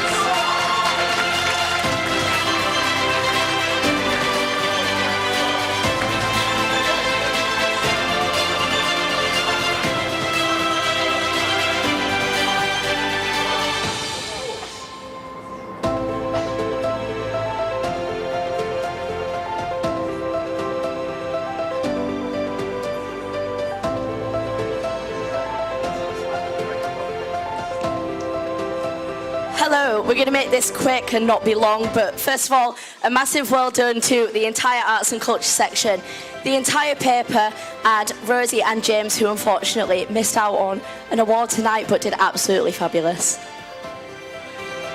I'd just like to say there's culture outside of Manchester and London as well. So shout to those cities, anyone not Manchester and London, keep it going. That's it. Fantastic, well done guys. Moving on to the highly commended of this publication, the judge said that their editorial quality is so high.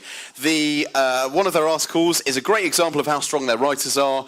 It's hard to write well and their team seems to be able to write fluently and naturally, which is a huge skill. So the highly commended in this section goes to The Saint from Scotland.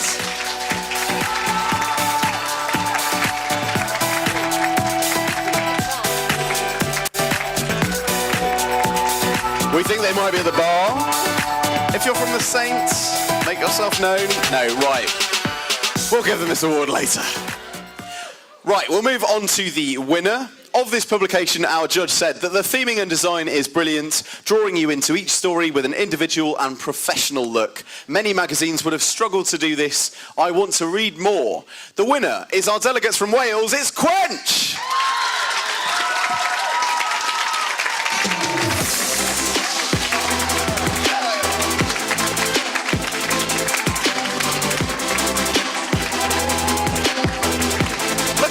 It's so brisk, I can barely see them.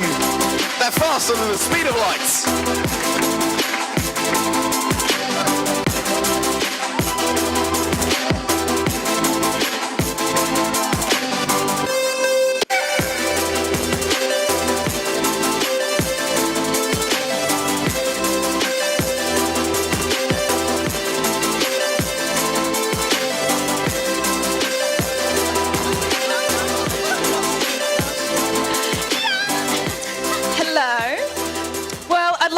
the academy, obviously.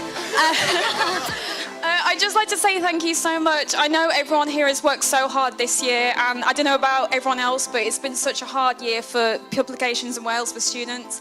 And the fact that we even got through the year, let alone won an award, is an amazing feat in itself. And I couldn't be here without the people on the stage right now and everyone else back home watching live. So I'd just like to say thank you so much, and I hope everyone's having a very lovely evening. Thank you so much.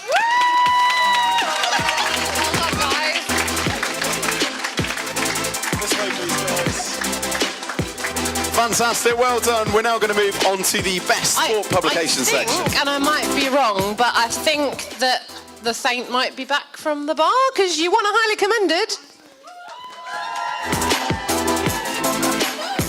So yeah, come on, come and get it. Better late than never.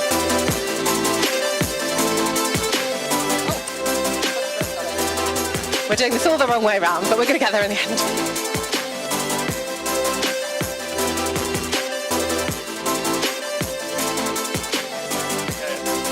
Sorry about that. I was at the bar, I tried to get my water glass back.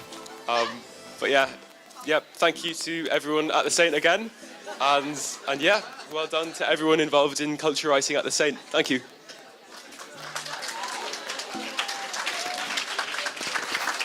High quality frames here at the SPA. We provide only high quality frames.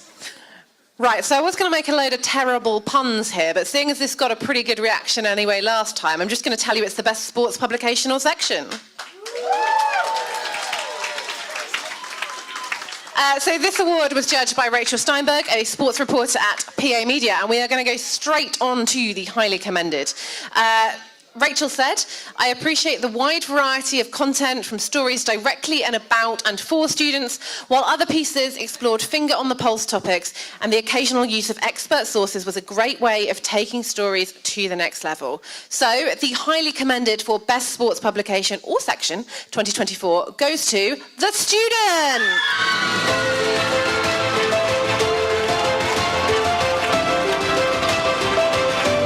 Come on, guys, you can walk faster.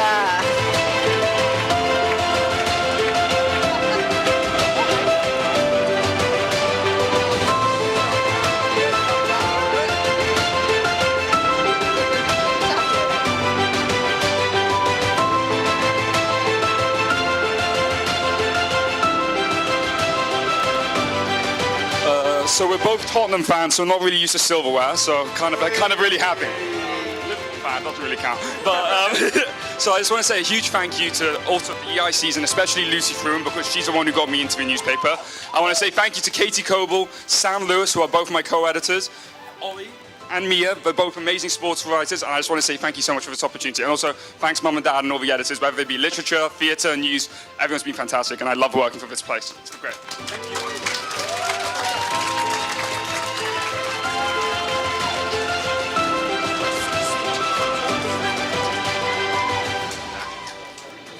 Now on to the winner of this publication. Rachel said, what stood out most was this was a sports section that clearly understands and serves its audience while also being attuned to wider conversations within both the world of sport and their university community as a whole. I don't think this one gives anything away. But the winner is Palatinate!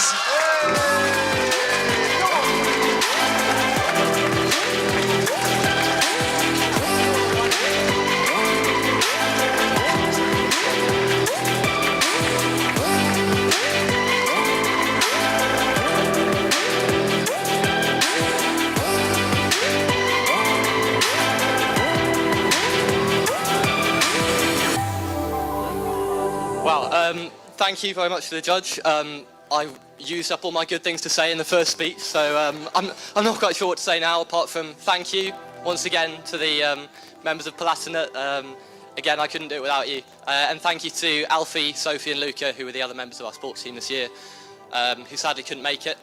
And I'm very proud to say I'm part of what's now a Pal Sport dynasty. We've got one generation over there, one generation, George Sims, some of you may have spoken to today. And yeah, we'll keep it going. Thank you.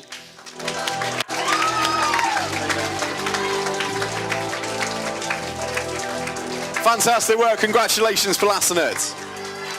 We are positively ricocheting through these awards, and we're moving on to Best Science Publication or Section. I hope that I hope the entries in this category were better than last night's knowledge of the solar system or chemical elements in the pub quiz. What a terrible joke that was.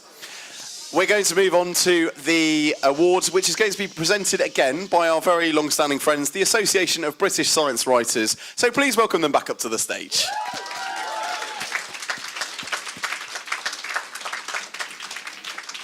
Here you go, guys. You know the drill by now. Yeah. I actually went to karate this morning and we got kicked out of our usual room. It's much smaller. We were in a dance studio. Quite angry about that. My instructor at the end of it asked, "What is a spank anyway?" Yeah.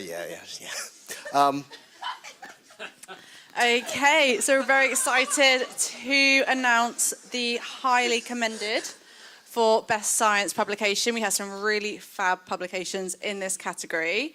Of the highly commended, the judges, that's us, said the features in this publication not only cover science in the wider context of society and popular culture, but also local phenomena. The highly commended is someone I think will recognise, the Glasgow Guardian.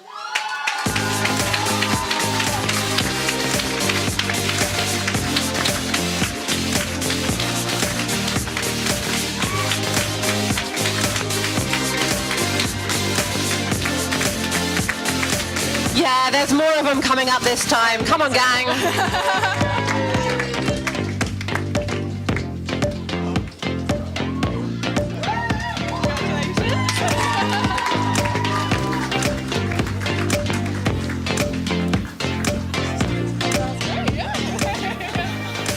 Lovely to see so many of you this time.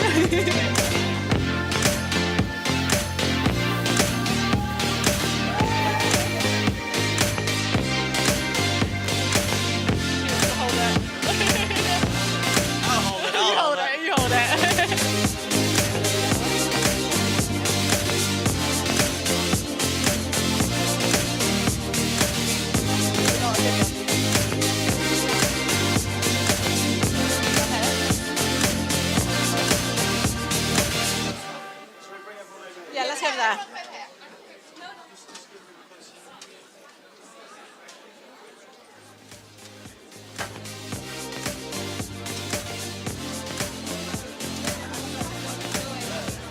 Please hold while we try to deliver this photograph.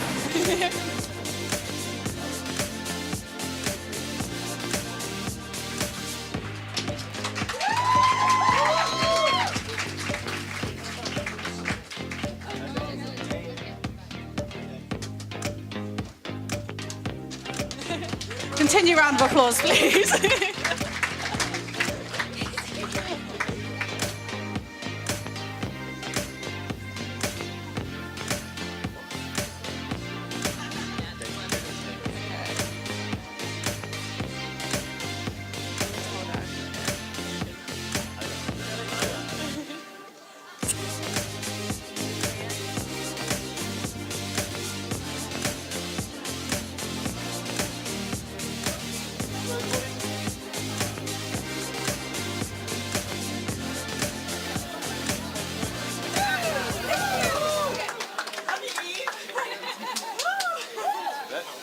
Sure.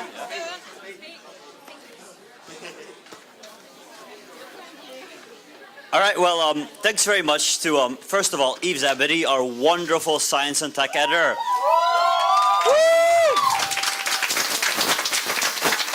She's taken the lead on this section from strength to strength.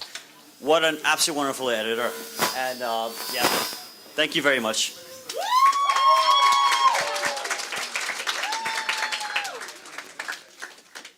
Okay.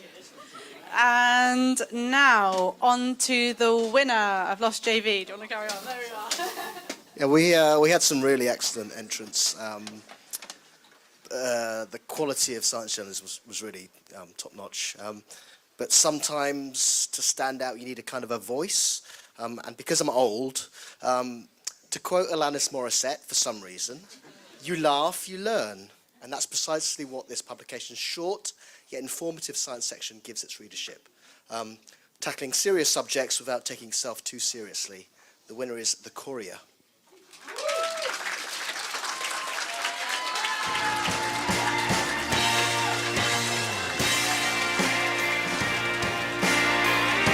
The Courier, are you here? Still? I think I'm not first. That might be Come on down, The Courier!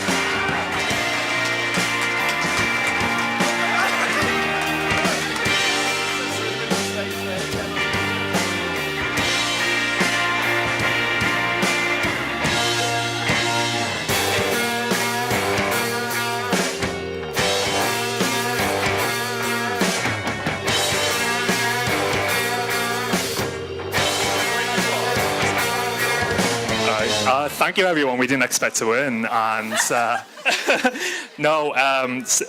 guess I'd just like to thank the team, obviously, who's all on the stage, including me. So that really helps. Elizabeth Gauls and Matthew Barrett, our sub-editors, who really carried it this year, and just thank you so much. Like, this means a lot. And do you want to say anything? Looking over the science section this year has been an absolute breeze because they absolutely nail it every single time. It's been a pleasure. We've run front cover stories about sustainability and it's genuinely been a pleasure. All I can say is all the people, so many people, we all go hand in hand, park life.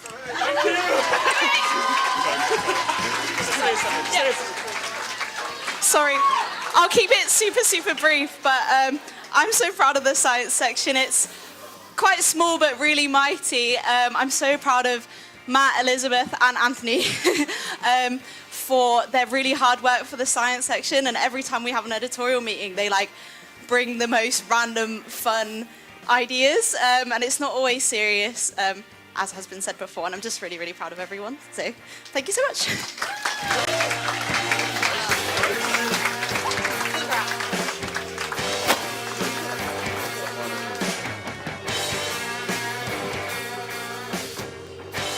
Right, we are now on to Best Project or Initiative, which was very kindly sponsored by my colleagues at Women in Journalism and was judged by Jasmine Cameron-Gillespie, political correspondent at ITV News.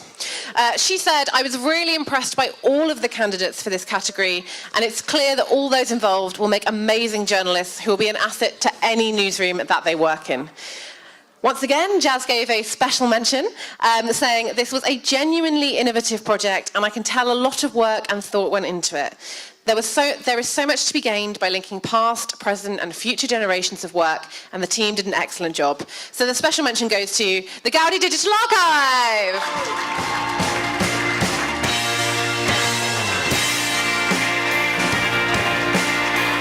Who I think are coming. I can see them in the darkness.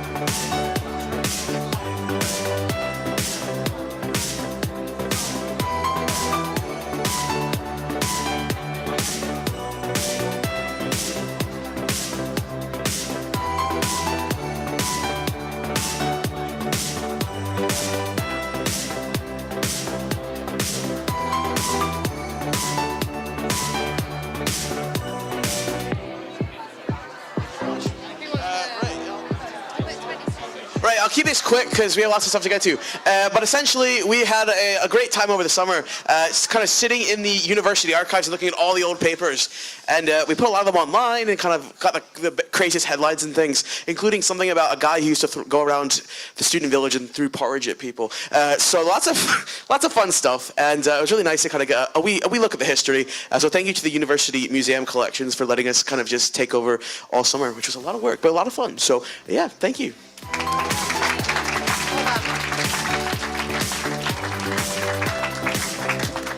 So on to the highly commended. Jazz says that even the biggest news outlets have struggled to condense their content onto something so clear and user-friendly. So with that in mind, I thought this initiative was a really, really strong product. I like the fact that the team drew on their experience using other industry examples, and it's clear a lot of technical expertise went into making the app. So the highly commended goes to Raw News App.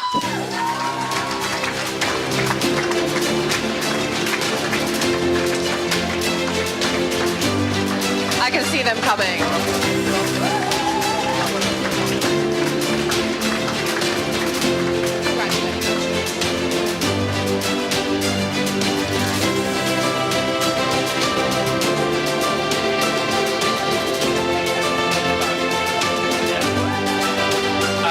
Thank you guys, and this is an award for one person and it isn't me.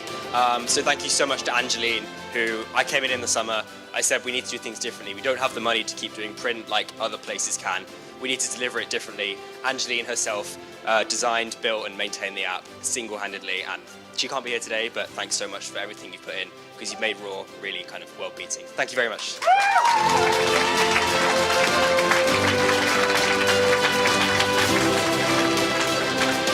Now, finally, on to the winner of this entry. The judge said, I was really impressed by this. I love the fact that the team recognised the need to provide a wide range of news to student audiences. Local, national and international news have been prioritised, as well as clear, original and engaging reporting. A job very well done. The winner is Podcasts by Palatinate.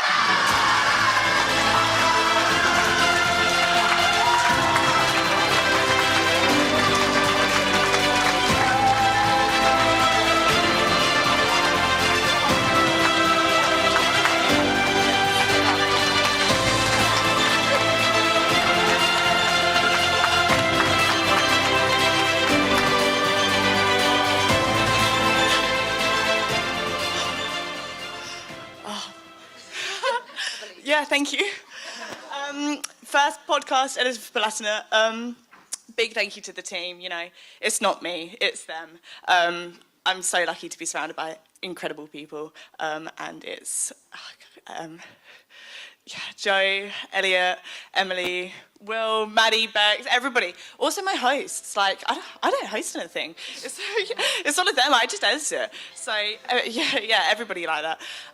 And yeah, I think they're great friends and they're going to be great colleagues. They're going to do great things. I'm really lucky to be surrounded by such talented and very incredible people. So thank you.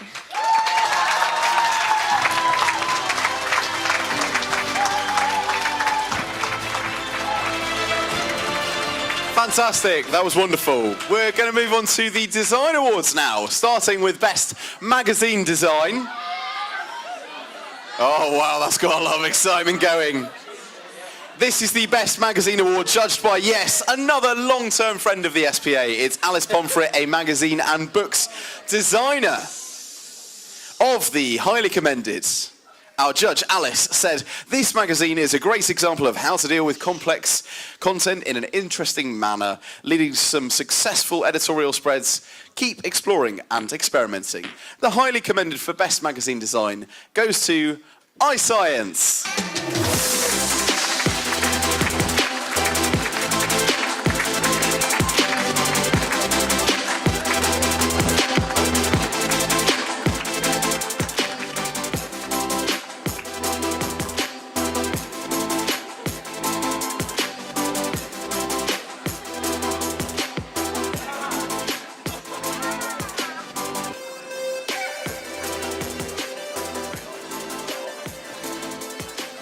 I am obviously not from iScience. I'm Jess, the Events and Conference Officer but I helped shortlist the Best Design for Magazine award, and we were really blown away by the standard of design this year.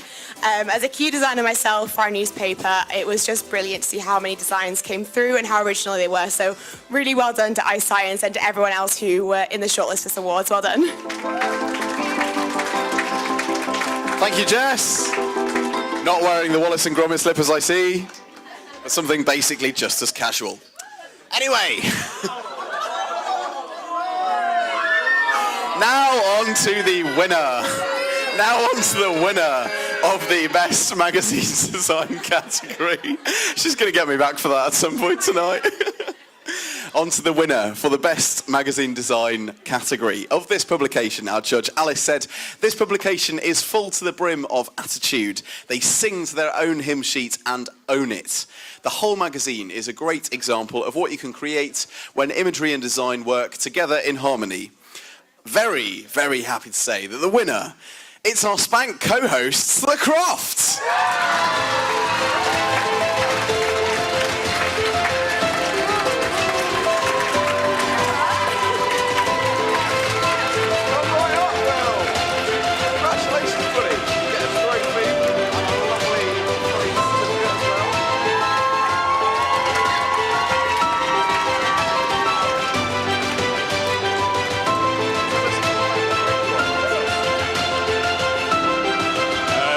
Welcome to Bristol, everyone. Thanks for coming. I'm just going to say thank yous. Thanks so much to, the Epigram team before me for hiring me, because I'm not a journalist. So thanks so much for trusting me to help redesign the magazine.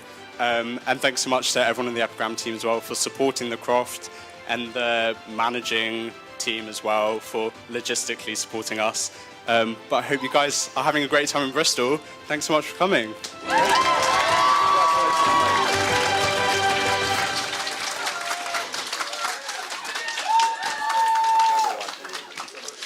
We are now on to our second design award of the evening, which is kindly sponsored by our friends at News UK, who also had a lovely stall of merch earlier, so some of you may have got some lovely tote bags and notepads.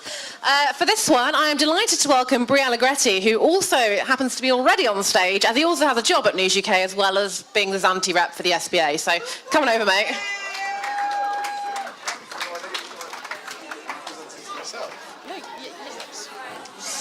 This award was judged by Graham Pratt, who is a freelance newspaper designer and sub-editor. Of the highly commended person, or publication rather, in this category, Graham said, "Front pages sell newspapers, always have, always will, and this year's highly commended publication knows that. Great images take centre stage and draw the reader in. It's bold, in-your-face mastheads lead the way, but paired beautifully with the main image to ensure there is no clash. The highly commended goes to the Mancunian!"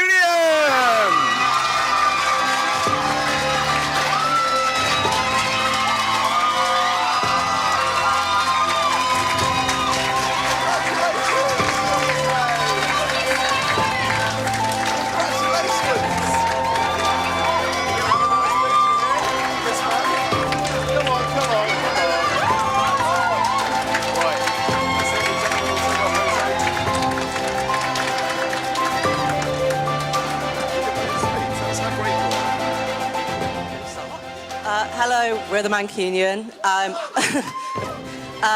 Erin. I'm one of the managing editors, and Annabelle's culture managing editor with me, and my counterpart is print, with all the managing editors helping. I've had nightmares about print.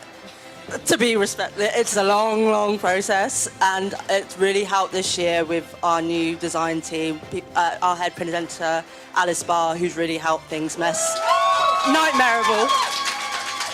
And our kind of publication, we've had like 2 guys from the SG being like, "You're not broadsheeting your mock magazine, and we don't really get it. We don't really care, respectfully, it works for us." As Lex said, we do things differently, and we're really grateful for the award, so thank you very much. And get our print. Thank you.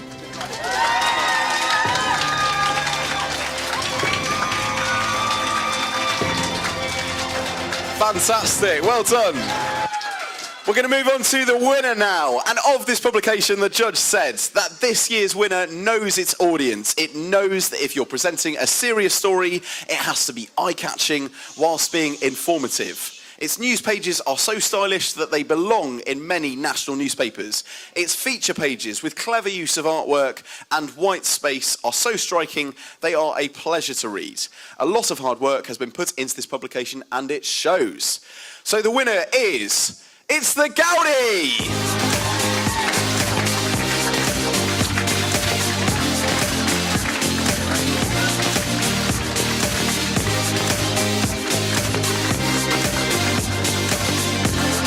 Let's keep it brisk, let's keep it brisk. Keep it going, gang, we're getting here.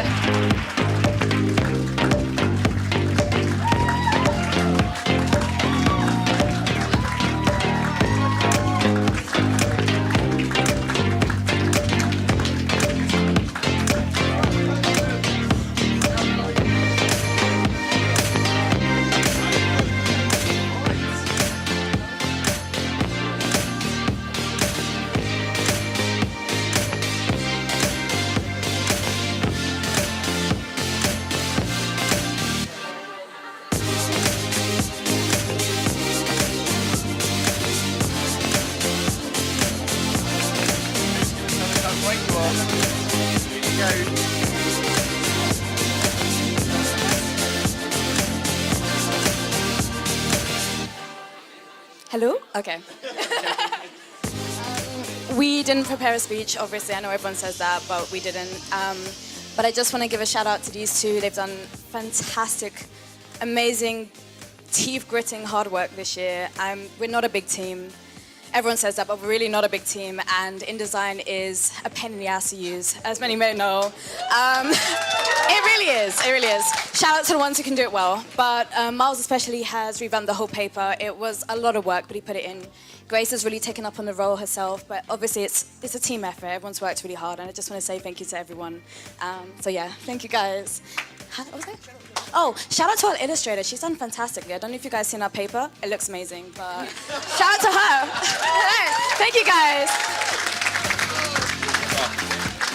We just want to say we had 27p in our bank account in the summer, and we've still managed to produce our paper. So thank you to everyone who donated. Shout out to being broke.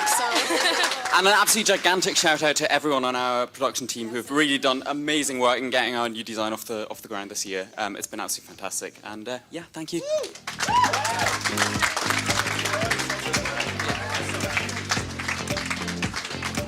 Thank you for coming all this way from the back of the room. Exactly. All right, up next, we are now going to Best Overall Digital Media, which personally I feel maybe could have been won by some of your travel stories, which were amazing. Big fan of the bus driver carrying the copy of Raw, shout out. And the Badger managed to find the Bristol bus company called the Badger Line, so... good work, everyone. This award was both sponsored and judged by News Associates, who truly are long-term supporters of the SPA. I know lots of you got to meet her already today, but for those who haven't, I'm thrilled to welcome Lucy Dyer to the stage.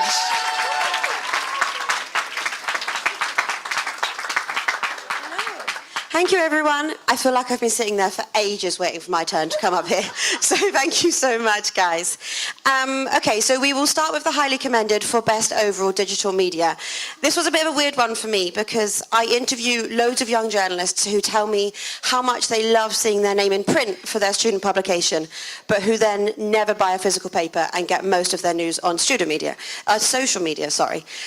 which can make this quite a hard category to judge. But I liked this publication for its understanding of the importance of social media in engaging their audience. The application was well designed and fun to read, and I especially enjoyed their Today on Campus section on Instagram. I've already heard a shout out for it today, and I can see you looking excited over there. The highly commended for Best Overall Digital Media is the Badger.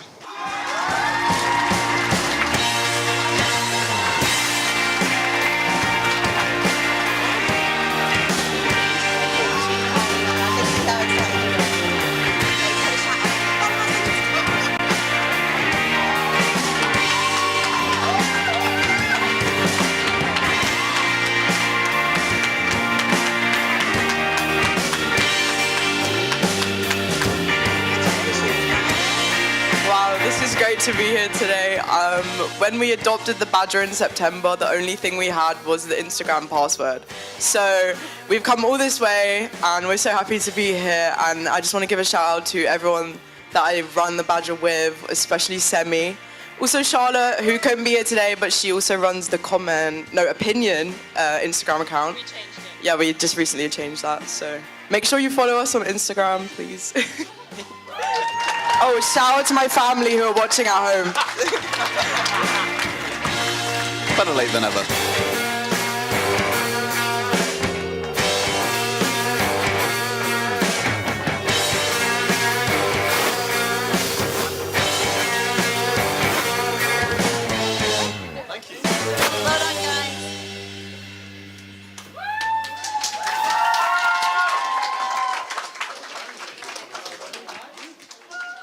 Okay, so now for the winner.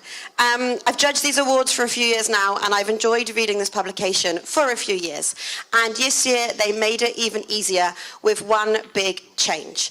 I'm a big fan of anything that makes getting more people involved in breaking news coverage. I didn't want to try to give too much away, but you've actually already won an award for this tonight. The application was a joy to read, and you gave credit where credit is due, as you did when you came on the stage earlier. This publication has launched a mobile app developed entirely in-house by the website lead, and it's very, very impressive. So the winner of Best Overall Digital Media is Raw News.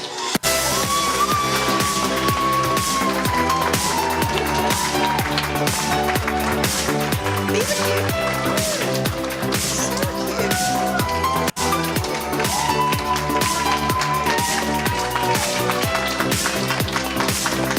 Well done, guys.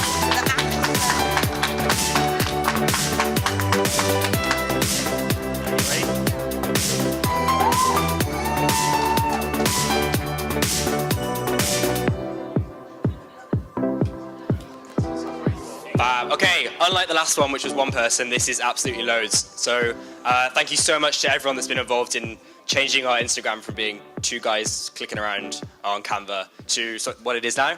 Thank you to Angeline again for the app. Thank you to Kieran for completely redoing all of our design. Thank you to Angeline for fixing our website about 4 times a year. Because as you all know, the website, wherever you are, won't work consistently.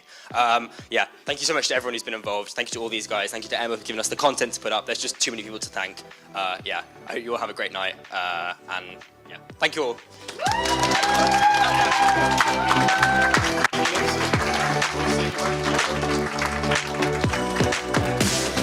Fantastic. So we're going to move on to Best Website, and I'm afraid there's only 5 awards left. I know, I'm sure you're all heartbroken. I don't know why they book us every year. But anyway, here we are. We're still here. We're still here because we're free and you don't have to pay us. Exactly. Right, we're going to do Best Website, which was judged by Emily Me, a live blogger at Sky News. Of the highly commended for Best Website, our judge said this entry had a lot going for it, with great content and headlines that make me want to click into articles, use of original journalism and features that would not look out of place in a national news site. The use of text to audio is a great addition and something we've incorporated ourselves at Sky. The website is also nicely laid out with clear sections, and I think having the editor's pick high up means you've got some of your best content on display. The highly commended for Best Website goes to Expose.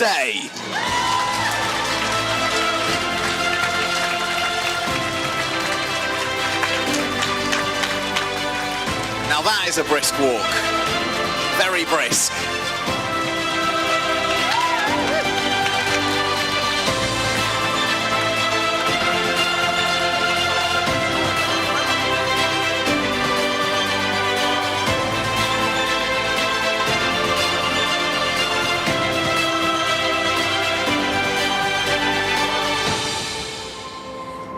Thank you, everyone. Thank you to everyone in Expose in the back.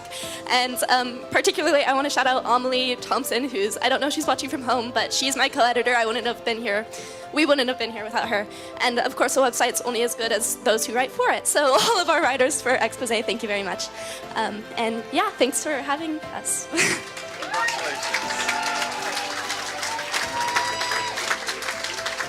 Fantastic, and we're going to move on to the winner now for Best Website of this publication. Our judge, Emily, said, there are so many good things about this publication. Something that really made the website stand out was its level of impact, even beyond the student scene. There was also a great range of content, interesting features, and it was great to see some original journalism too. Another thing that stood out to me was their great use of headlines. They were highly clickable and would hold up on a national news website. The winner is the Mancunian!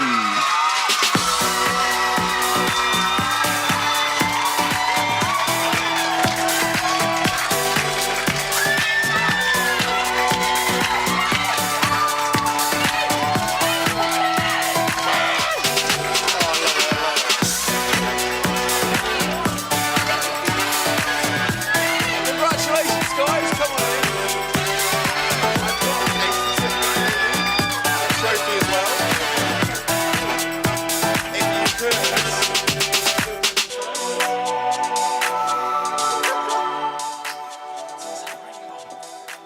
Oh, apparently I've got a mic. Okay. Yeah, websites are good, aren't they? Yeah, no. Fuck. It's fair to say, with Jacob's lack of speech for once, that we didn't expect to win, because I don't really know. We don't really think much about the website. We like how it looks, and clearly other people do too. Actually, one person who's not up here is Luke Hewitt, who spends a lot of time writing many, many puns for our headlines. So let's give a big shout out to Luke. That's about it. Great. Thank you. Congratulations. Well done. Luke, you might want to come and write some puns for the speech next year, because it can't be any worse than it already is. Right, give us a second. I need to take these shoes off. I'm sorry. I've made it further than I did last year, but it's shoes off time. Cool. Right. We are now on to our Best Newcomer Publication Award. Can I get a shout out for anyone who is here at Spank for the first time? So maybe it could be you. So this award was kindly sponsored by Rockbox and judged by Aletha Adu, political correspondent of The Guardian. And I'm delighted to welcome Rockbox's Bradley and Fraser to the stage to present.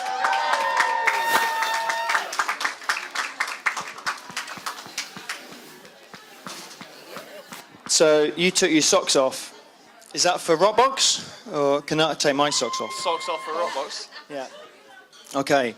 Who else is here for an award? Like, is anyone else waiting to get an award? Yeah. I'm more nervous than you about doing this. Concrete. Yeah. Oh, no. Concrete. Okay, should we just get on and read that? That's probably it. Take time. Of the highly commended, Aletha said, in just a few years, this publication has gone from strength to strength and also has great online presence in an accessible Instagram page showcasing their journalist work. That's your bit. Where are we? Just there, mate. It's incredible students now have a feminist magazine full of very personal accounts that are often topical to give them a sense of place at their campus. So I haven't read in public for a while. Bloody hell. At UCL. Oh, there's a clue. There are, we've had a few to drink, sorry. There are a wide variety of magazines and publications that taps into a space that will give students another insight into feminism. Into every lives. The highly commended best specification.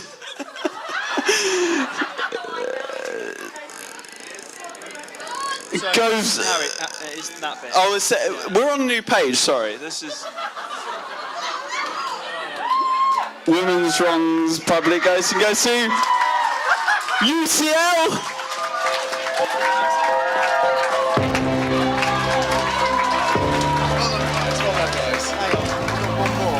No, we got two. I'm not sure you can make it three.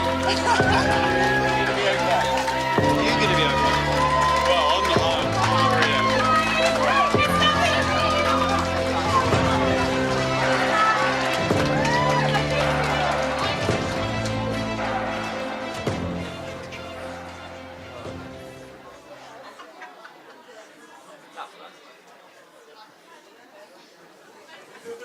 Tell us all about how great you are. You go first. I just want to say thank you to our amazing community at UCL, including our podcast editor Soraya, graphics editor Tess, and our president Jenya, and everyone else in the Cheese Grater Committee. And a massive thank you as well to all of our writers and contributors. And finally, a thank you to my amazing co-editor Anna, who's so dedicated in everything that she does. And I admire her so much for everything that she's done for the magazine this year. I want to thank our founder from 2016 that founded this feminist magazine because they said they were too busy congregating into women's bathrooms to talk about their issues. And they made this magazine, so I think it's beautiful. I want to thank Disha, my co-founder from last year, and Catherine for stepping in and doing this amazing work. Without her organization, I would have never been able to do anything that I do. I also want to thank the SPAs because I think you guys are doing all this work. And you know how hard it is to do work, and like for free, and like for very minimal funding. So I think it's really, really sick that you are supporting student voices so outwardly and without any monetary benefits so high, and you need more funding. Furthermore, I would like to also thank everyone for coming and supporting us, and everyone from our committee for being so wonderful. And I also think it's really important to all make sure as student journalists that we speak up for things that truly matter. As the next generation of journalists, we must ensure that we maintain our integrity and always strive for change and amplifying marginalized voices. Feminism is not feminism without the inclusion of all women, especially Palestinian women. Therefore, I want to say that the UCL Cheese Grater and Women's Wrongs are all advocating for a free Palestine, and we are in solidarity with UCL Action for Palestine, which is a student occupation in our university. You should all follow. We are ignored, and our voices should be heard, and the Palestinian voices should be heard furthermore. And that's what journalism and student journalism is all about. We are the next generation. Thank you.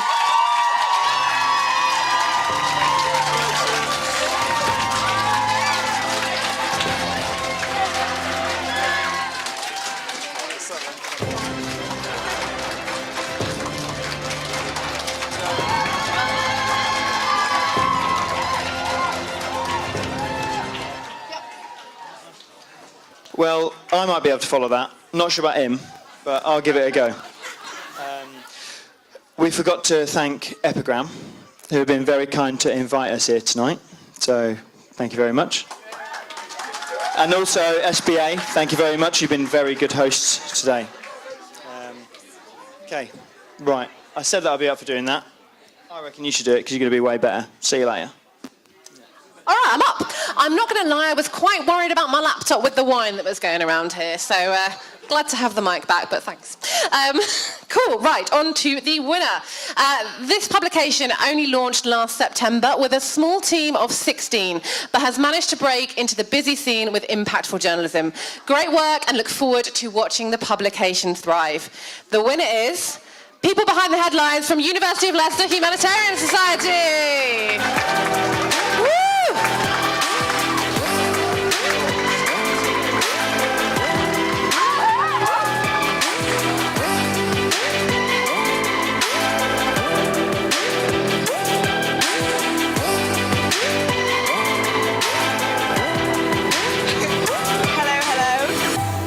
Unfortunately, there is no Midlands correspondent, so if anyone wants to run for that role, the application is open now.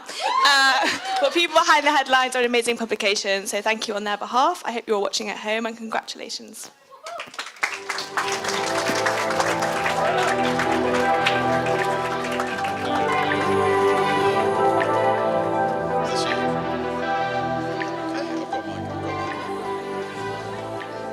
Thank you for bearing with us. We are at, I want to say, maybe the penultimate award, or the No, not quite, the no. tri-penultimate award, if such a thing existed. We're on to our best publication awards, which is very exciting. As in, so there are three of them: the best specialist, best newcomer. We've just done the best newcomer. Best it's all falling apart. Socks off for Rockbox and all we're getting that. there. This award was very kindly sponsored by B2B publisher William Reed. and judged by Alex Farber, media correspondent at The Times. I'd like to ask you to give a big hand to Rory, who works for one of their publications and has done a phenomenal job working with our brilliant sponsors to deliver this conference.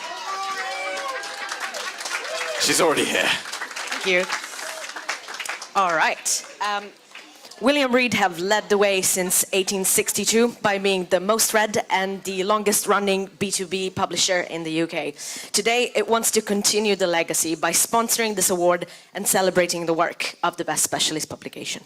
Somebody take pictures because I'm representing them. Good. Right. The judges said this was a really competitive category that I remember when we were shortlisting was full of fantastic publications who really channeled the niche and produced some fantastic work for their target audiences. The highly commended for best specialist publication goes to... Drumroll. Drumroll. Yeah. Moose from News.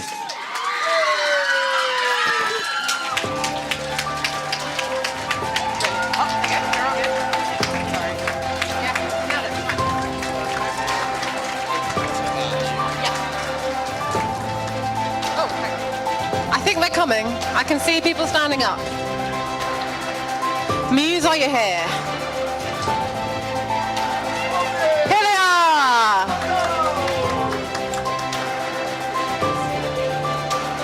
Oh, sorry, I really should move my shoes.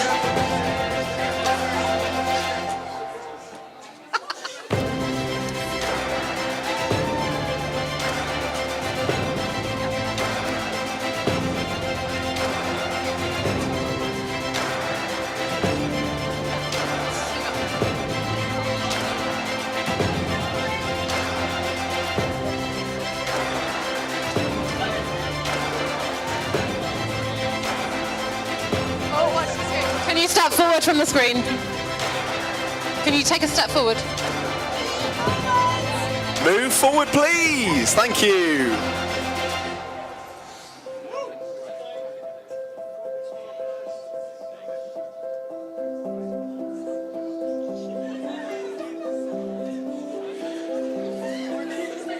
Almost there.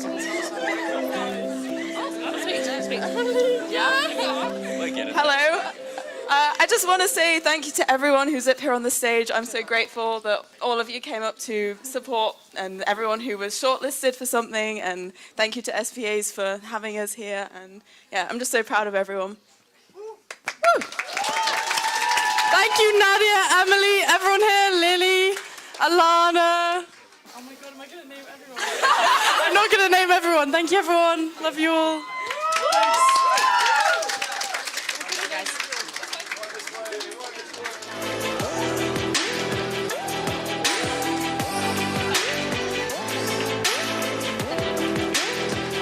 All right, let's read this up.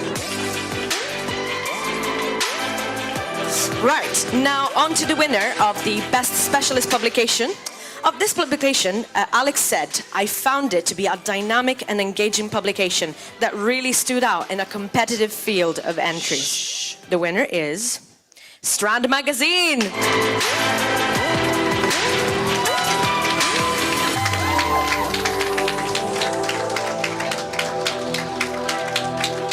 They're coming, I can see them approaching. Let's keep the hype, guys, come on.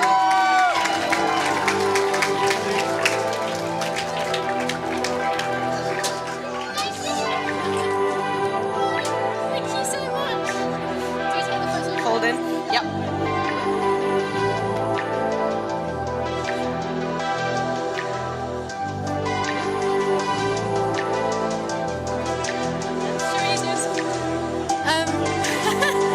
Hi everyone.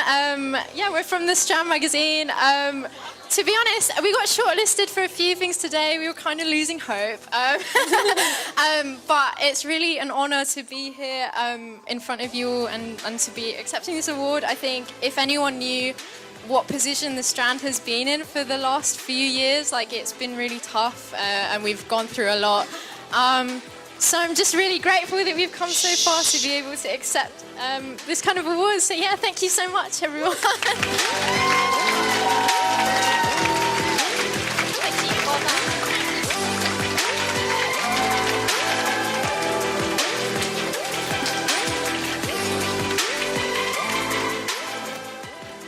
Okay, I would very much appreciate it if I could have your attention for this one, please. This is a slightly more sober part of the evening, because this award is extremely special to me, and it's the only individual award that we place in this half of the show. The Billy Dowling-Reid Award is named after both a friend of mine and student media, Billy Dowling-Reid, who died of leukemia in 2018. He was the founder of Mediarg, which was a groundbreaking media jobs website that was the first one to ban underpaid internships being listed, and was a hugely generous supporter to both me and thousands of others breaking into the media industry. So this is a really special award to me, and you should all be very proud of making the shortlist. So I would just like to dedicate this award to Billy.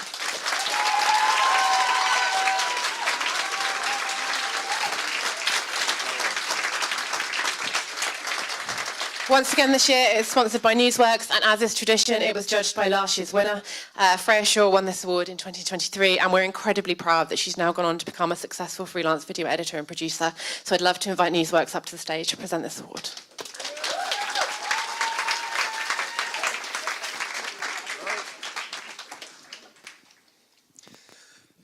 Freya said this was so hard to judge because everyone sounds absolutely phenomenal. There was a special mention awarded. Freya said, through important investigative work and significant efforts to advocate for voiceless represented in her community, alongside efforts to increase funding for the paper, this person's diligence in her role is palpable and worthy of commendation. The special mention goes to Lucy Jackson of The Student.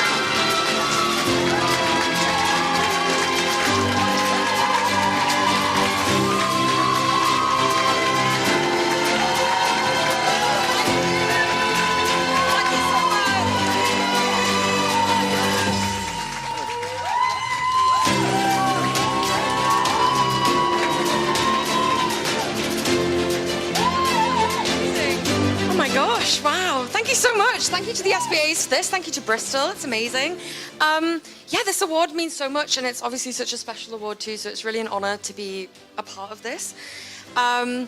Student journalism is in a really rough place right now. I know we can all relate to that. I was so proud to lead our fundraising campaign. We raised like £6,000 for a paper. It's insane. Yeah, we all deserve a place here, and I think the fact that we're all in this room is a testament to that. So, yeah, congrats, everyone. Woo!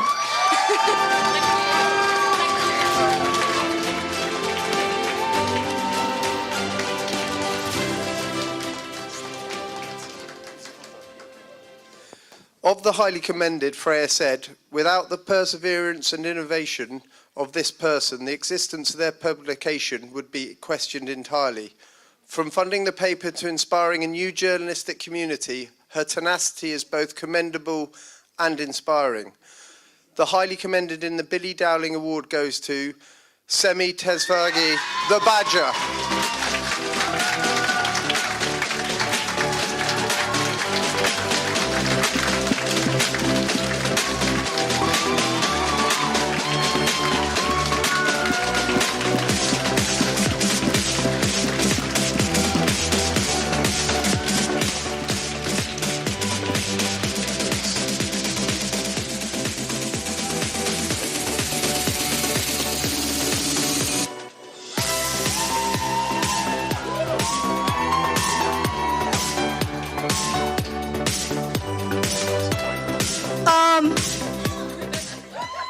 Pretty cool. The Badger is the best. Didn't expect the second time.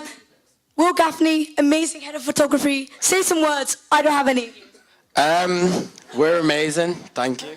We are amazing. Live on the Badger!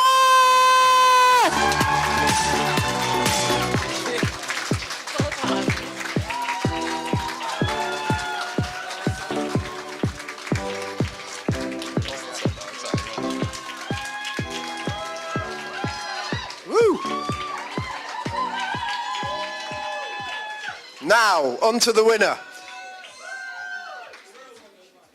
Of this person, Freya said, from pioneering the expansion of the paper to a more multimedia format and increasing video and podcast output, to organising panel events and writing and developing high-level content, this person's dedication to his role and his team set him aside as a noteworthy winner. The winner is Fintan Hogan, Raw News.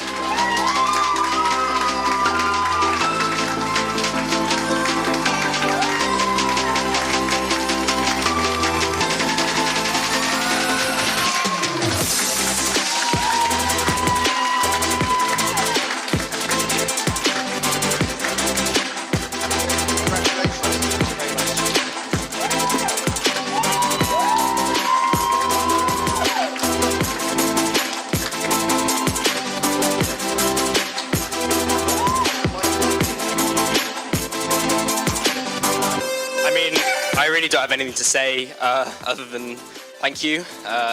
Thank you to my girlfriend for supporting me. Thank you to my parents for kind of always helping me out. And thank you to the entire team at Raw, who, without them, what could I do? Because who are we without the people that help and support us? So thank you to everyone that's here, everyone that's at home, and thank you.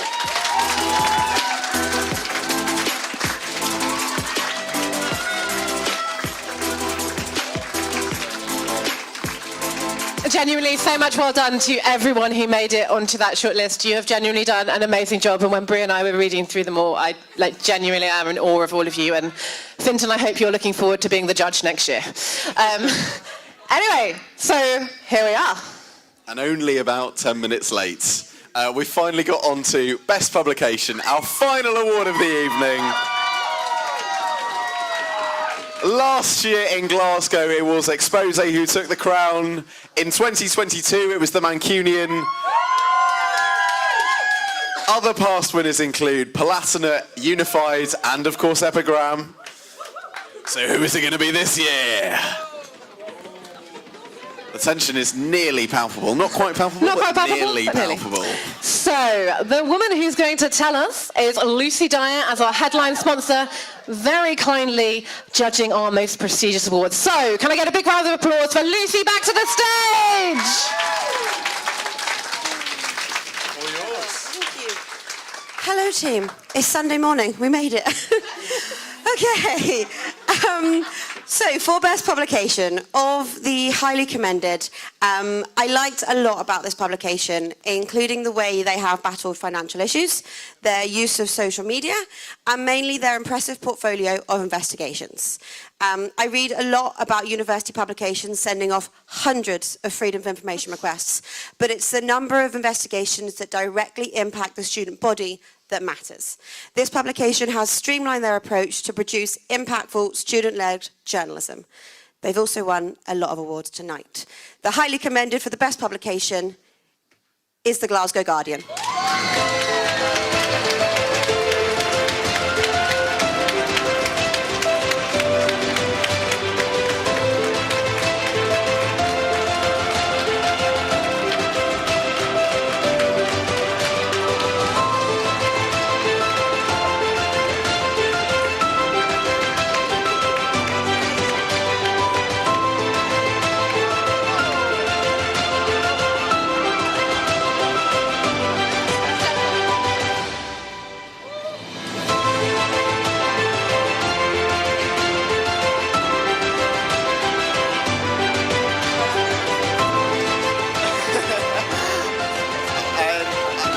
I do just want to say, I will pass over to someone else in a minute, but like being in charge of this publication, it's been the best thing I've ever done.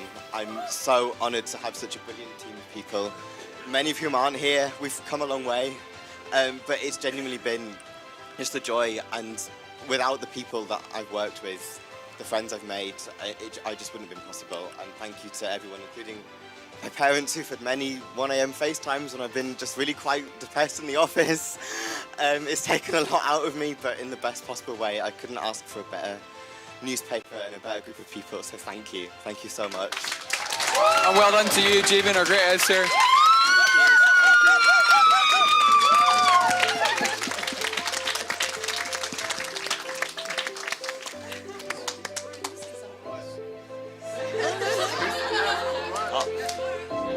We've had an absolutely amazing paper this year, from culture through science and sports and environment. We've had absolutely amazing performance with all around incredible throughout all of our teams. Jeevan and Neve Flanagan have been the best editors that we could have asked for. Thank you very, very much.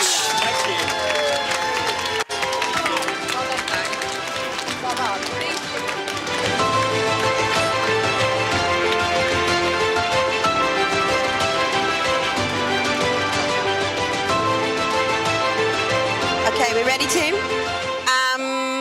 On to the winner. Okay. So this publication really stood out to me this year for two main reasons. Firstly, their dedication to producing hyper-local news, which directly impacts students across all sections of the publication. And secondly, the quality of their investigative journalism, with some of their investigations leading to serious, tangible change to many students' lives. The winner of Best Publication is...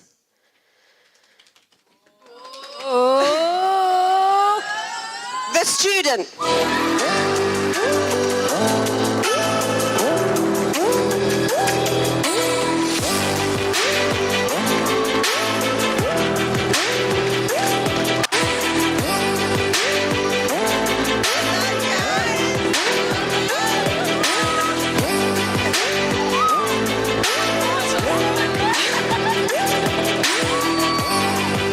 Oh my God!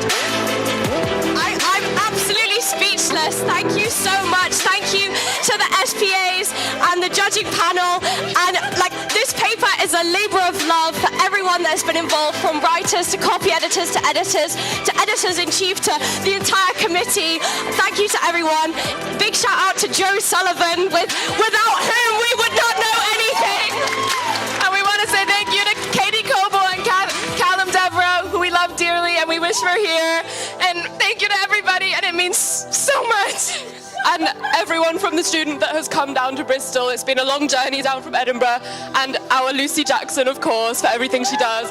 We're just so proud of everything we've done, and we really didn't think this was going to happen, so thank you all so much. So thank you.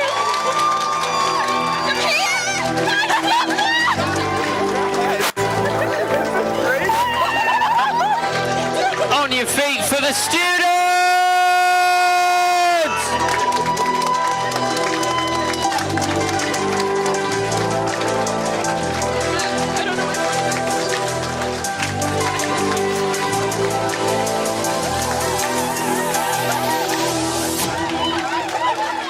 Fantastic work to the Students. Best Publication 2024.